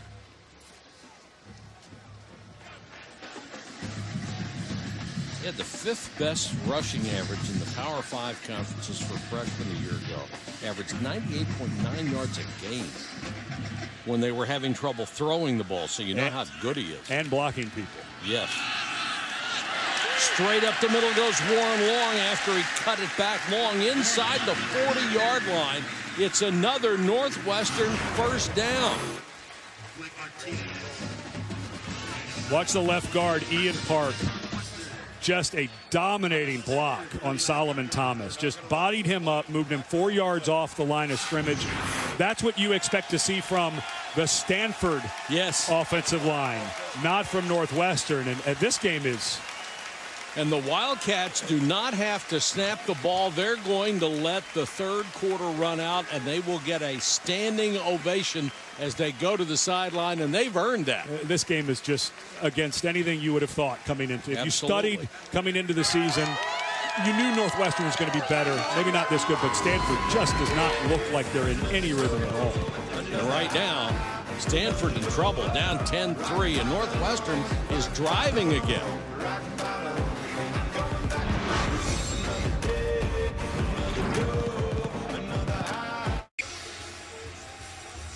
And they thought it might be just a good Saturday afternoon to go out and sit in the sun. It's turning into a major upset. Northwestern leading Stanford 10-3 with 15 minutes to go. The Wildcats have the ball at the Stanford 39-yard line. And starting to get push in the running game. Starting to see fatigue set in for this young, not deep defensive front for Stanford. Thorson runs the option, has to reverse his course. Good decision by Clayton Thorson, and we go to the field and Dr. Jerry Punch. Hey, guys, last year, Pat Fitzgerald said when they broke fall camp, they had a little over 60 players healthy. That's all they had, scholarship players healthy. This year, they did not lose a single player in fall camp to a soft tissue injury. That's the depth he's been looking for a couple of years. All right, thank you, Jerry. Here's Justin Jackson again. And it's a real thrill for us to have Jerry Punch back on the sidelines, by the way. 2006 was his last college game for, as Reese called him, the football doctor. Been away doing NASCAR, but this is big play here, shocking. 3rd and 3, and they've got another first down. They are more physical today than the Stanford Cardinal, a team that has always been known for being physical. And unfortunately for Northwestern, Shane Mertz, the right guard, who's played really well today. And remember, he is in for...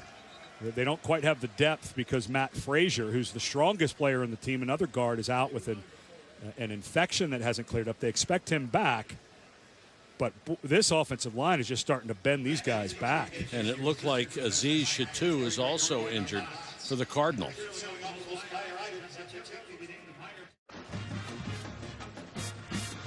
Celebrating its 11th year, sponsoring the Good Hands Field Goal Nets. All-State makes contributions to participating universities' general scholarship fund for each field goal and extra point kicked. To date, Allstate has contributed millions in scholarship funds. First down for Northwestern, trying to extend its lead. Jackson to the outside, 10, 5, and forced out of bounds. Blake Martinez saved the touchdown, at least temporarily. This is a really impressive runner. He does not look like he's gaining as much ground as he is. I mentioned that earlier in the game, just so smooth, but Stanford's just getting blocked. They're going to go look at the film, and all they're going to see people in the right place, but they're going to see people getting just blocked on every play, especially in the second half. Jackson has 116 yards rushing on 23 carries. Ronnie Harris came up from the corner to make the stop. Not sure how much you want to throw it here if you're Mick McCall, the offensive coordinator for Northwestern. You seem to have control of this game, but I think you want to get away from all of those bodies right around the line of scrimmage. Maybe look at an option for Clayton Thomas, get out for a speed or something like that. But I don't know that you're throwing it. Well, a field goal makes it a 2-score game. Jackson again. Hit at the 2 and pushed back. Justin Jackson, the ball carrier. Here's where I always feel this is the one. If you're going to do something a little different, this is the one. Pack it in. They've had some success with that option look. This is not a bad place to try that either. Although you worry about the pitch. Yep.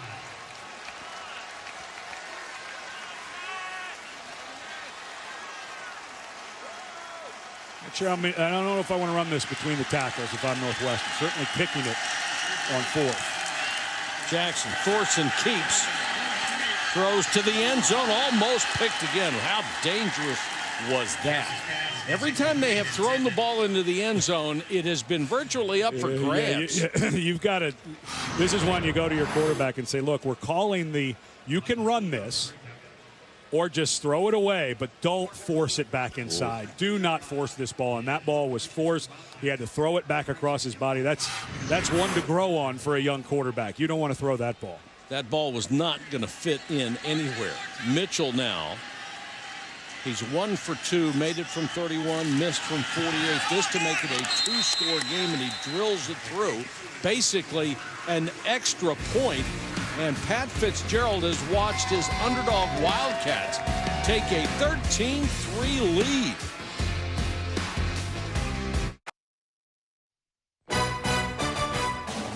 ESPN College Football is presented by Cars.com. Now Cars.com helps you get the right service without all the drama. And in part by Cadillac. Only those who dare drive the world forward.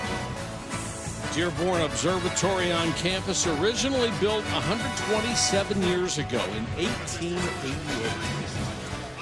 I was going to say that doesn't look exactly like modern telescopes. They've been searching for Ed to pick up a check ever since.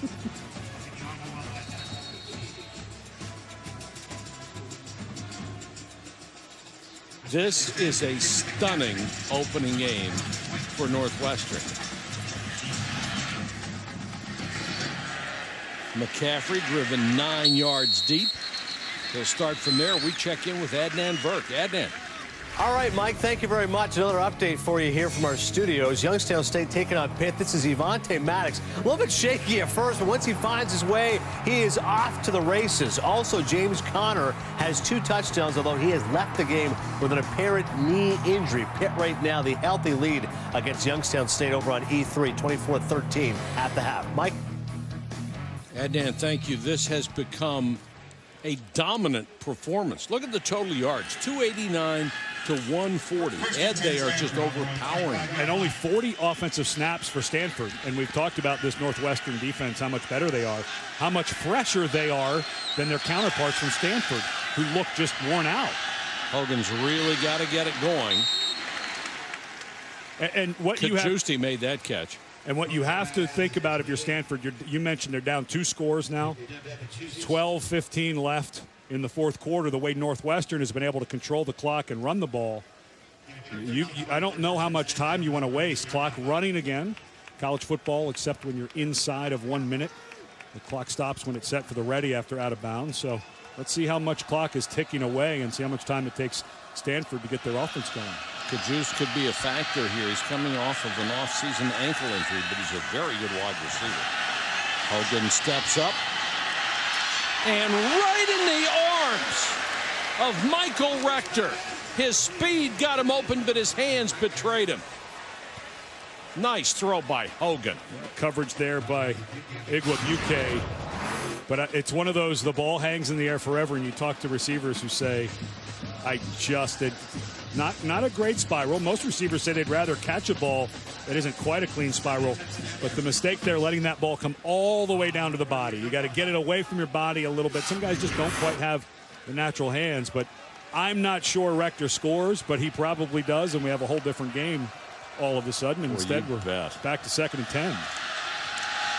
Hogan looks left and throws right to McCaffrey. McCaffrey spun down at the 48-yard line. Boy, those big plays, those are the ones you have to hit. And Matthew Harris told us when we had a chance to meet with him the other day, Hogan is not afraid to go deep. He trusts his receivers, and we have to be careful of that. That time he got open, and they couldn't convert. And again, probably a run play here, but why not try a run action pass? See if you can't get one. You're down 2 scores. Your defense is just worn out. 3rd and a yard. McCaffrey got the first down, crosses midfield into Wildcat territory where Dean Lowry made the stop.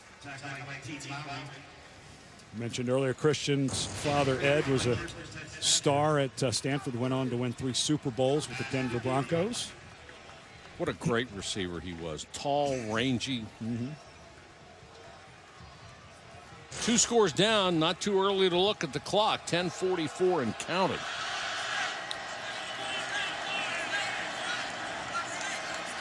Kajust adjusting his position. Gunned over the middle and dropped again, right in the hands of Dalton Schultz, the backup tight end, and the best thing he does is catch the ball. He's got great hands. Let's see if Prater gets a hand on it right before it. Oh, yeah. May have tipped it. Maybe got a hand on it, but you do expect Schultz playing for the first time, the highest rated recruit in the country at tight end 2 years ago. But I'm not so sure that Prater did not get a finger on that right before it got to him. When the ball changes trajectory, it makes it that much more difficult. 3-man rush for Northwestern. Hogan throws and it's intercepted. Picked off by Kyle Queiro. There is a flag down. Was it interference? If not defensive holding, it'll be interference on Anthony Walker. He clearly... Pass interference. Defense number 18. The ball will be placed in the spot of the foul. Automatic first down. Got there just a touch early and knocked Austin Hooper, who was going to make a play. Good call by the back judge. It's on the right side of your screen. You see 18. He'll come right into the middle. And you just saw the body move there. I'm not so sure if that PI doesn't happen if that ball's still not picked. I'm not sure that Hogan was on target even without the pass interference, but good break for Stanford and the right call. A critical call for the Cardinal of a first down at the 41-yard line instead of a pick. Trying to get outside, Ramond Wright. Jalen Prater came from his left linebacker spot to push him out of bounds. How much different do the guys in purple look getting off blocks than the guys in white did? Isn't it? Pat Fitzgerald, of course, best linebackers in the history of this school, won a Rose Bowl as a linebacker, won a bunch of hardware.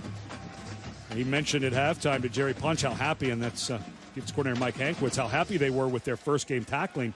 It's been pretty crisp the entire game. Play clock's down to 7 already. Stanford took an eternity to call a play. McCaffrey stuffed as he got to the 36-yard line. You have to think this is 4-down territory no matter what here. Well, you're down 2 scores, and a lot of it is just that clock is starting to melt. I know that your defense is getting a little bit of a rest because your offense is out there, but your defense is gassed. I just don't think your defense has an effort to stop Northwestern. So you keep letting this clock melt when you're down 2 scores, and you're going to find yourself having to rush or panic to try to get the ball back at the end potentially. Inside 9 minutes, 3rd and 5.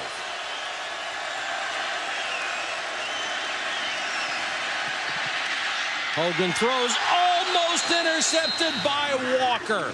That's 2 picks he's dropped today.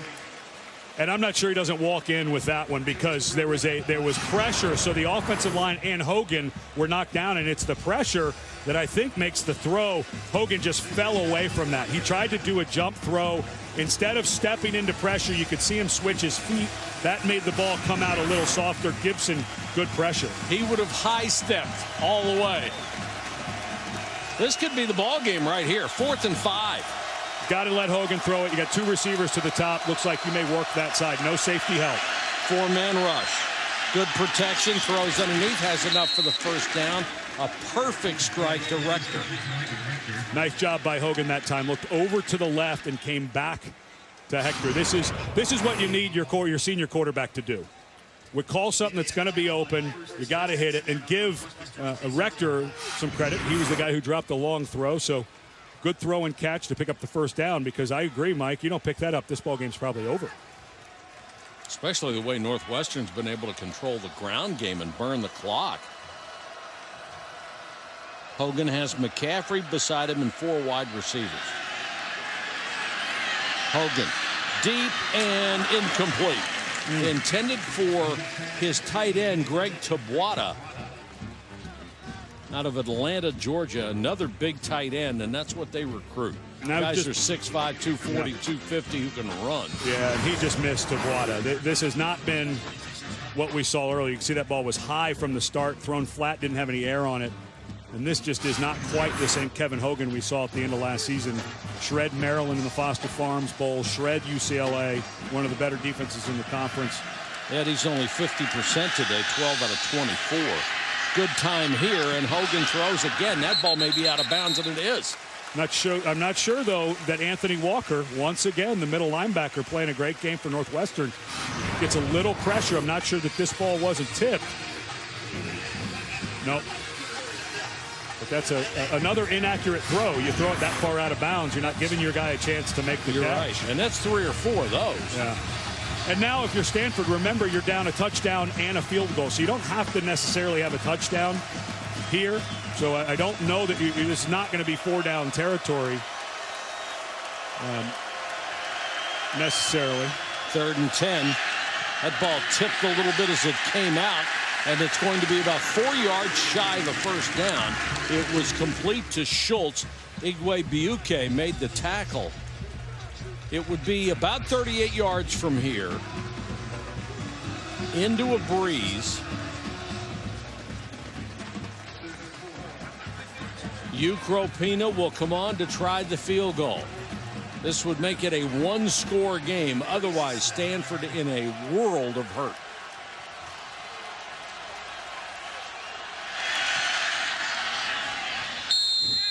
And Ukropina comes through with 7:26 to go in the ball game. He has made it a 7-point game. 7:26 left. Can be as irreverent as it comes. Stanford will kick it away. The question is, can they finally stop this Northwestern offense that's helped burn a lot of clock? We'll go back to this last drive. It ended up with, we look back to a Cars.com drive recap. It was a tough one for Kevin Hogan. Couple of drops. This one, Rector maybe walks into the end zone, drops it. Guy who was suspended in the first half for violation team rules. Then ball maybe tipped a little bit, but over the middle, incomplete to Schultz. Then almost an INT for a touchdown by falling backwards, and then Hogan just overthrows Tabuada, a 6'6" tight end by a mile. They end up with a field goal to cut it to 1 score. However, not been quite the game that we expected to see out of Kevin Hogan, who played so brilliantly in the last 3 games of last season. With the play clock in college, you don't need many first downs to burn up a lot of time. Thorson hands it off to Warren Long. And Long belted for a loss of a couple. Whitford and Anderson combined on the tackle.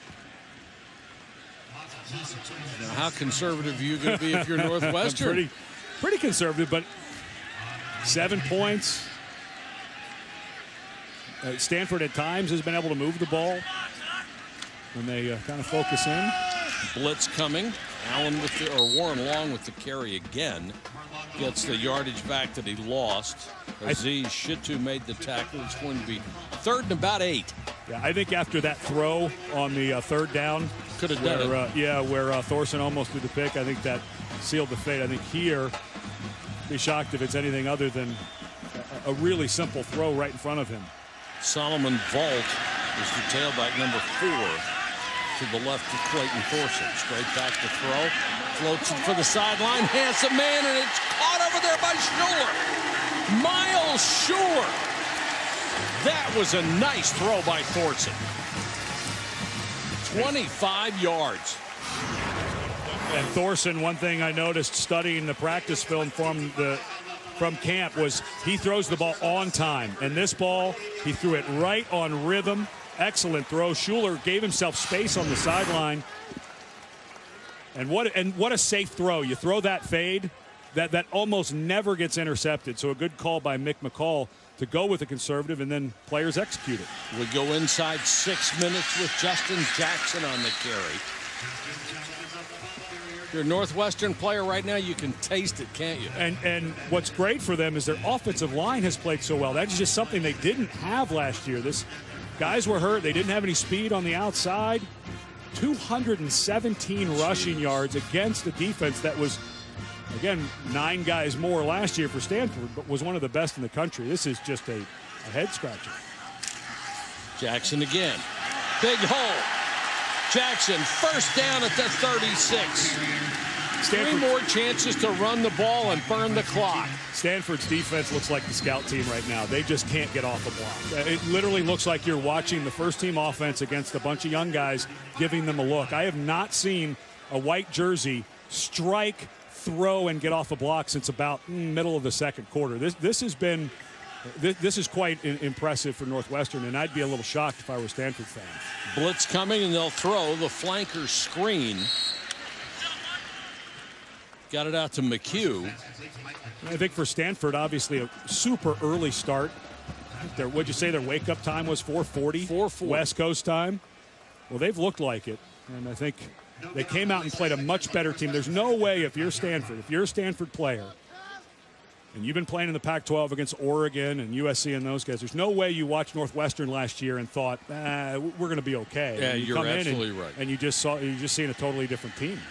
A little surprised they threw a bubble screen there. Actually took the chance to put the ball in the air. Jackson, it's almost like a counter tray action, the old Redskins play, where you show the movement in one direction and then cut it back on purpose. Clock running, 4:11. Now they have the wind at their back. From here, it would still be a 50-yard field goal try. So but that's not a given. But do not stay conservative here. I think you're still, with this much wind, I still think you're trying the field goal. Doesn't matter what yardage you get. You don't have to do anything crazy here for Northwestern. Vault is the tailback.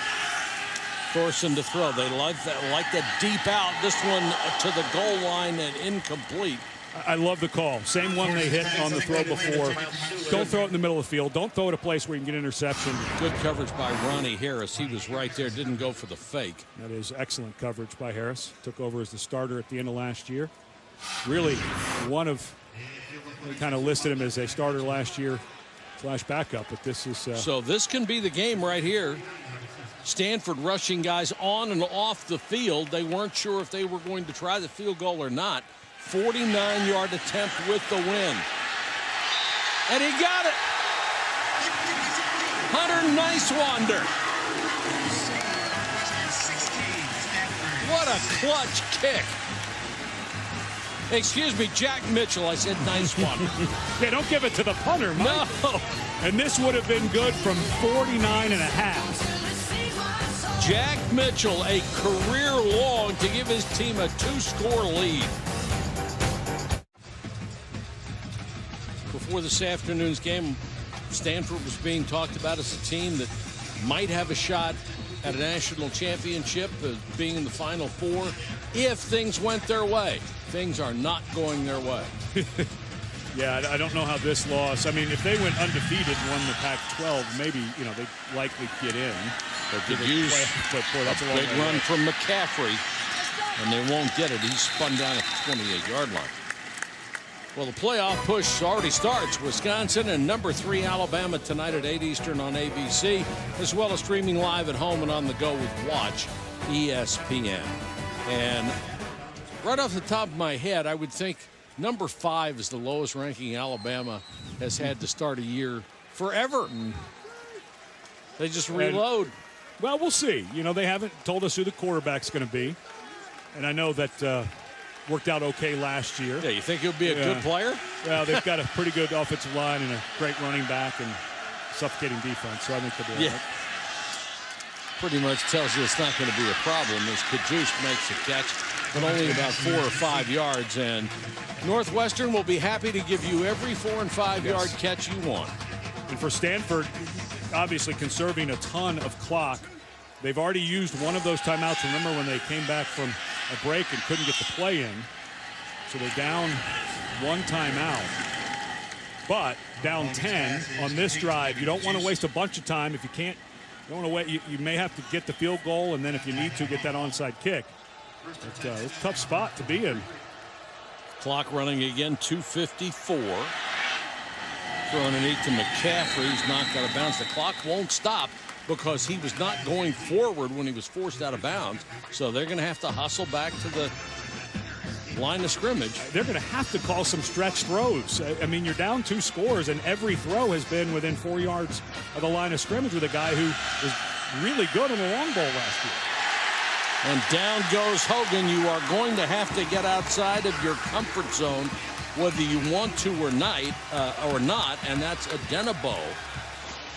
The 3rd sack of Kevin Hogan. Well, what area haven't they dominated in? It's been awfully impressive. Mike Hankwitz, the defensive coordinator, Mick McCall, the offensive coordinator, when we were talking to them yesterday, you go back to the 2012 season, which was just a great year for Northwestern. 10 wins. They won the Gator Bowl. It was the healthiest year this staff had ever had. And they feel that way this year. They've got just about everybody back. Very veteran defense, a very young offense. But what a special start to the year. If you can get a win against the 21st ranked team in the country, and as you mentioned, a team that some people were saying may sneak into the college football playoff before all is said and done. Hankwitz has to be thrilled. He's done this for so long. This has got to be one of the best performances for his defensive unit ever. This pass caught on a comeback route by the tight end Hooper. But again, 5, 6, maybe 7 yards, and the clock is just inexorably ticking toward 0. And that was, well, what?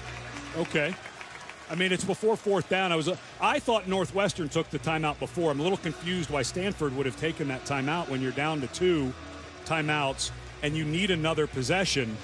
I mean, I know you feel like you're running out of time, but well, what it's going to mean if they score on this drive, they're going to have to try an onside kick because they will have no chance to stop the clock. Right. So you're out of timeouts. You've sealed your fate on what you have to do. And not saying they wouldn't have had to do that because the clock would run if they go down to score, but just a little shocked that they used 2 timeouts back to back, 1 after 3rd, now 1 after 4th. I mean, just call the play. I mean, that's what your 2-minute hurry-up offense is for.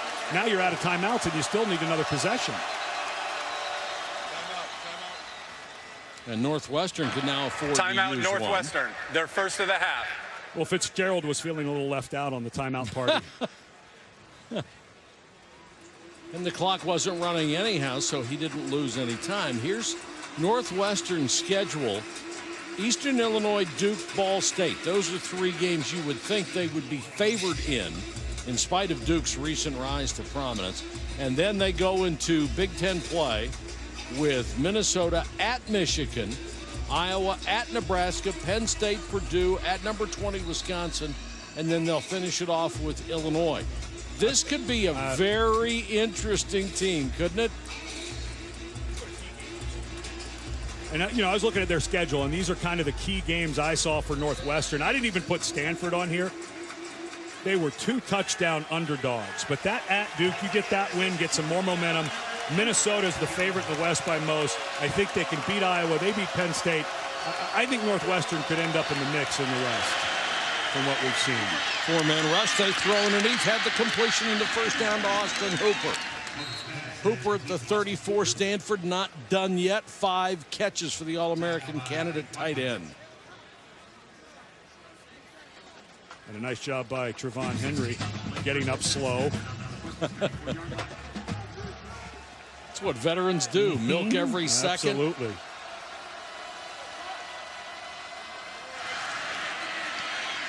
Hogan deep out. Cajuste makes the catch. And was fortunate because he had enough yardage to get the first down to stop the clock. If you're Stanford at some point as this clock starts to melt away, you got to start thinking about a field goal at some point. You don't want a lot of this clock to burn away and then have nothing left if you're able to get the onside kick. I agree with you, Ed. If you think you could kick a field goal from here, it might not be a bad way to go. Hogan with time across the middle into double coverage intended for Cajuste, and a flag is down. Now they're going to get Matthew Harris, who looks like he's hurt, on the play on Cajuste. It was really tight coverage, but it looked to me like Harris, as they say, was giving him the business. Pass interference. Defense number 27. The ball will be placed at the spot of the foul. Automatic first down. Harris and Henry both hit him. Oh, yeah. Got a hold of the arm.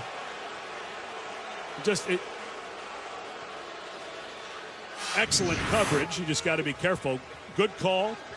Harris gets caught there. But, again, going back to Stanford, you've got first and goal from the 10. No way to pick up the first down, so the clock won't stop. I don't know how much you're running it here. I think you've got to let Hogan throw this and save some clock on the incompletes. Hogan 6 out of 6 on this drive. A snap that bounces to him. He throws underneath, and Owusu makes the catch. Now that's a play that's going to cost you 20 seconds to run the play and then line up to go second down. I think at this point, throw everything into the end zone. If it's incomplete, you're saving the clock, and then you kick the field goal. I just don't think you want this much clock on down 2 scores. Prior to the snap, timeout Northwestern. Their second of the half. 30 seconds in length. The head coach is allowed to leave the coach's box to call a timeout. Anything you have to do to get an official's attention. You know what I liked what he was doing, though? He was waiting, thinking, wait a minute, do I have to call this? Do I not have to call this? But the idea being, let's make them earn this. Let's call something. Let's look at that formation, make them change the call. Back to your point that you made about the field goal. You're going to have to onside kick after this, no matter what. And no timeout. You're in a position, this is a chip shot field goal. Why not kick the field goal, and then you're just rolling the dice on the onside kick? I don't mind running a couple plays from here, but throw them in the end zone. So if it's not a touchdown, it's incomplete, and you're stopping the clock. But you don't want to be hitting guys just beyond the line of scrimmage and burning more clock. Ball's loose. Hogan. At least he was able to get rid of it. Well, that's 2 snaps. That one was thrown on the ground. This time, Graham Schuler low and left. And Hogan does an excellent job just to make a play. But because pass is incomplete, and boy, that was awfully close for Van Hoos. He got away. That looked to me like pass interference, and even more so on the replay. 3rd and goal. 1:05 left. Hogan out. Intercepted. Picked off by Queiro. And instead of trying to take it to the house, he shut it down so they can come out and take a knee. I don't know if I'm Queiro. I think I might be trying to take that one 100 yards for the score. But I give him credit for being heads up, because that ends the ball game. It really is, because the only way Stanford could win is if you take that ball and run for a touchdown, then they get it back. That's the only way. Yeah, this is a little bit of a late throw. Excellent job by Queiro, and this is just bright. And I think he made it. Hogan had no chance. There's a couple offensive linemen chasing him, so I give him a ton of credit for taking a knee and knowing, because you don't know what's going to happen. You're right. You give the ball back if you go score. That's right. This way you cannot lose, barring a fumble. What a amazing win for Northwestern. You think what they've gone through the last 2 years, 10 combined wins, 5 wins in 2013, 5 wins in 14 with all the injuries. Their best player last year, Vendrick Mark, transfers because he was suspended right before the season. And now to start with a win over a top 25 team is amazing. Pat Fitzgerald said to us, how important is this game? You win a game like this, you get such an edge in recruiting because we're recruiting the same players. Northwestern and Pat Fitzgerald made a statement today.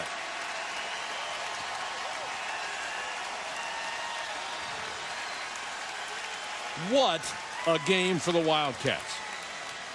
They dominated. Outside of the opening drive, where Stanford looked like world beaters and ended up settling for a field goal, the Northwestern defense was superb. And what a job by the Northwestern coaching staff. A wonderful game plan for a young quarterback in Clayton Thorson making his first start. They let him run the ball some. They have a real star, I think, in Justin Jackson, the running back. What a game plan. Jerry Punch with Pat Fitzgerald. Doc? Coach, a redshirt freshman quarterback and a rebuilt offensive line, and you guys come out and dominate offensively. What impressed you the most? Well, I think the heat here last week really helped us. We pushed the tempo on our guys all week. Our staff, our athletic training staff, our strength staff had a great plan getting ready for the weather today, and our young men went out and they executed it to a T. Incredibly proud of the work that they've put in, and obviously this is a big win for our program. But hats off to Stanford. Coach Shaw is a great man and a great friend, and I wish him safe travel home. Talk about Anthony Walker and this veteran defense. Mike Hankwich's defensive plan essentially shut down Stanford's running game. What was the key there? It starts up front, and I think our D-line played their tail off, and the secondary kept the ball inside and in front. And, Anthony's a great player. He's a great player, and he's just getting better and better. You said every team has its own personality, and you find out early in the season what this one is. What is this team's personality? Well, I would say after 60 minutes, I think they got some fight in them. There's some fight in these cats, and, now I want to see how we respond. It's easy to respond when you get knocked down, but how do you respond when you have some success? And I'm really proud of our young men, our staff, our young men, our entire program. Proud of them. Hey, congratulations. Go celebrate. Yeah, thanks. Go Cats. Thanks, Doc. Pat Fitzgerald already going from, hey, it was a great win, to how do you handle success? He's already looking at film for next week. He is looking forward, isn't he? And why not, as Northwestern dominates this ball game and beats a heavily favored Stanford team 16-6. For Jerry Punch, Ed Cunningham, and our entire crew, thanks for watching, everybody. This is Mike Patrick. Good afternoon from Northwestern. All right, thank you very much, Mike and fellas. Great stuff there. And just a friendly reminder, Christian Hackenberg and Penn State taking on Temple. That kickoff is just about 30 minutes from now. Hackenberg trying to overcome the doubters from a season ago and prove that behind a rebuilt offensive line, he can be much more effective. And also over on ABC, it's going to be BYU taking on Nebraska and Taysom Hill. Last season, 15 total touchdowns in 5 games. He can be prolific for BYU. That's coming up 3:30 Eastern on ABC.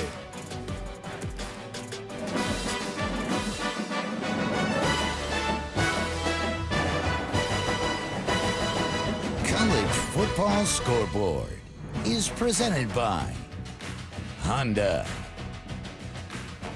Alongside Danny Cannell, Joey Galloway, I'm Adnan Burke. Already we got an upset. All right, Stanford. For all those, Danny, that were buying in on the Cardinal, I think one of the biggest reasons why was Kevin Hogan. A very disappointing performance for he and that offense today. His afternoon today kind of embodies his year last year. He was up and down. He was all over the place. And there were plays to be made at times this afternoon, and his teammates couldn't pick him up. But there were also a lot of passes that he really struggled on. But just offensively, this team could not get anything going. They had drop passes, couldn't establish a run game to try to take some of that load off of Kevin Hogan's shoulders. It was an all-around ugly performance. Yeah, Hogan did not look sharp at all. Even the last pass at the end of the game, Queiro picks it off. but it was a bad pass. It was behind. They couldn't run the ball at all, 85 yards rushing. If you're a quarterback, especially a Stanford quarterback, you need your running game to take the heat off the passing game. Run it first, be physical, 2 tight ends, and then throw the ball. Today, leaning way too much on Hogan to try to win this game. And before we crushed Stanford, I mean, credit to Northwestern, Pat Fitzgerald, the job this team did, the rushing attack they had against Stanford. Don't forget, this Stanford defense was the #1 rushing defense in the Pac-12, 7th in the country last year, the most, averaging 104 yards a game. This afternoon, Northwestern rushing for 225 yards, dominating that line of scrimmage. Really an impressive performance. Yeah, Justin Jackson specifically, 28 carries, 134 yards. He was fantastic. Perhaps, Joey, were people a little bit too eager to see Stanford repeat success of the years past? Is this an aberration, or is this not as good a football team as many people thought? You know what? It's not over. I mean, they traveled. The waking up early is something you got to take into account. We always talk about how much the first game of the season hurts a team. They still have a chance. They're in the Pac-12. The Pac-12 is so strong that if Stanford turns it around, gets back on track, then we'll be talking about them at the end of the season. It's just so surprising to see this game, especially with a Northwestern team with a new quarterback also, Clayton Thorson, his first start. And to come out and play the way they did, so surprising to see Stanford go down. People talk about that advantage. How hard does it go from the West Coast to the east side of the country? I mean, that's basically a 9 o'clock a.m. kickoff for them. I don't know about you guys, but I wasn't too functional before 9 a.m. in college. 9 a.m., 9 p.m. All times of the day, we were ready to go. But I hear what you're saying. Night owls, generally the better way to go. Let's get to some highlights.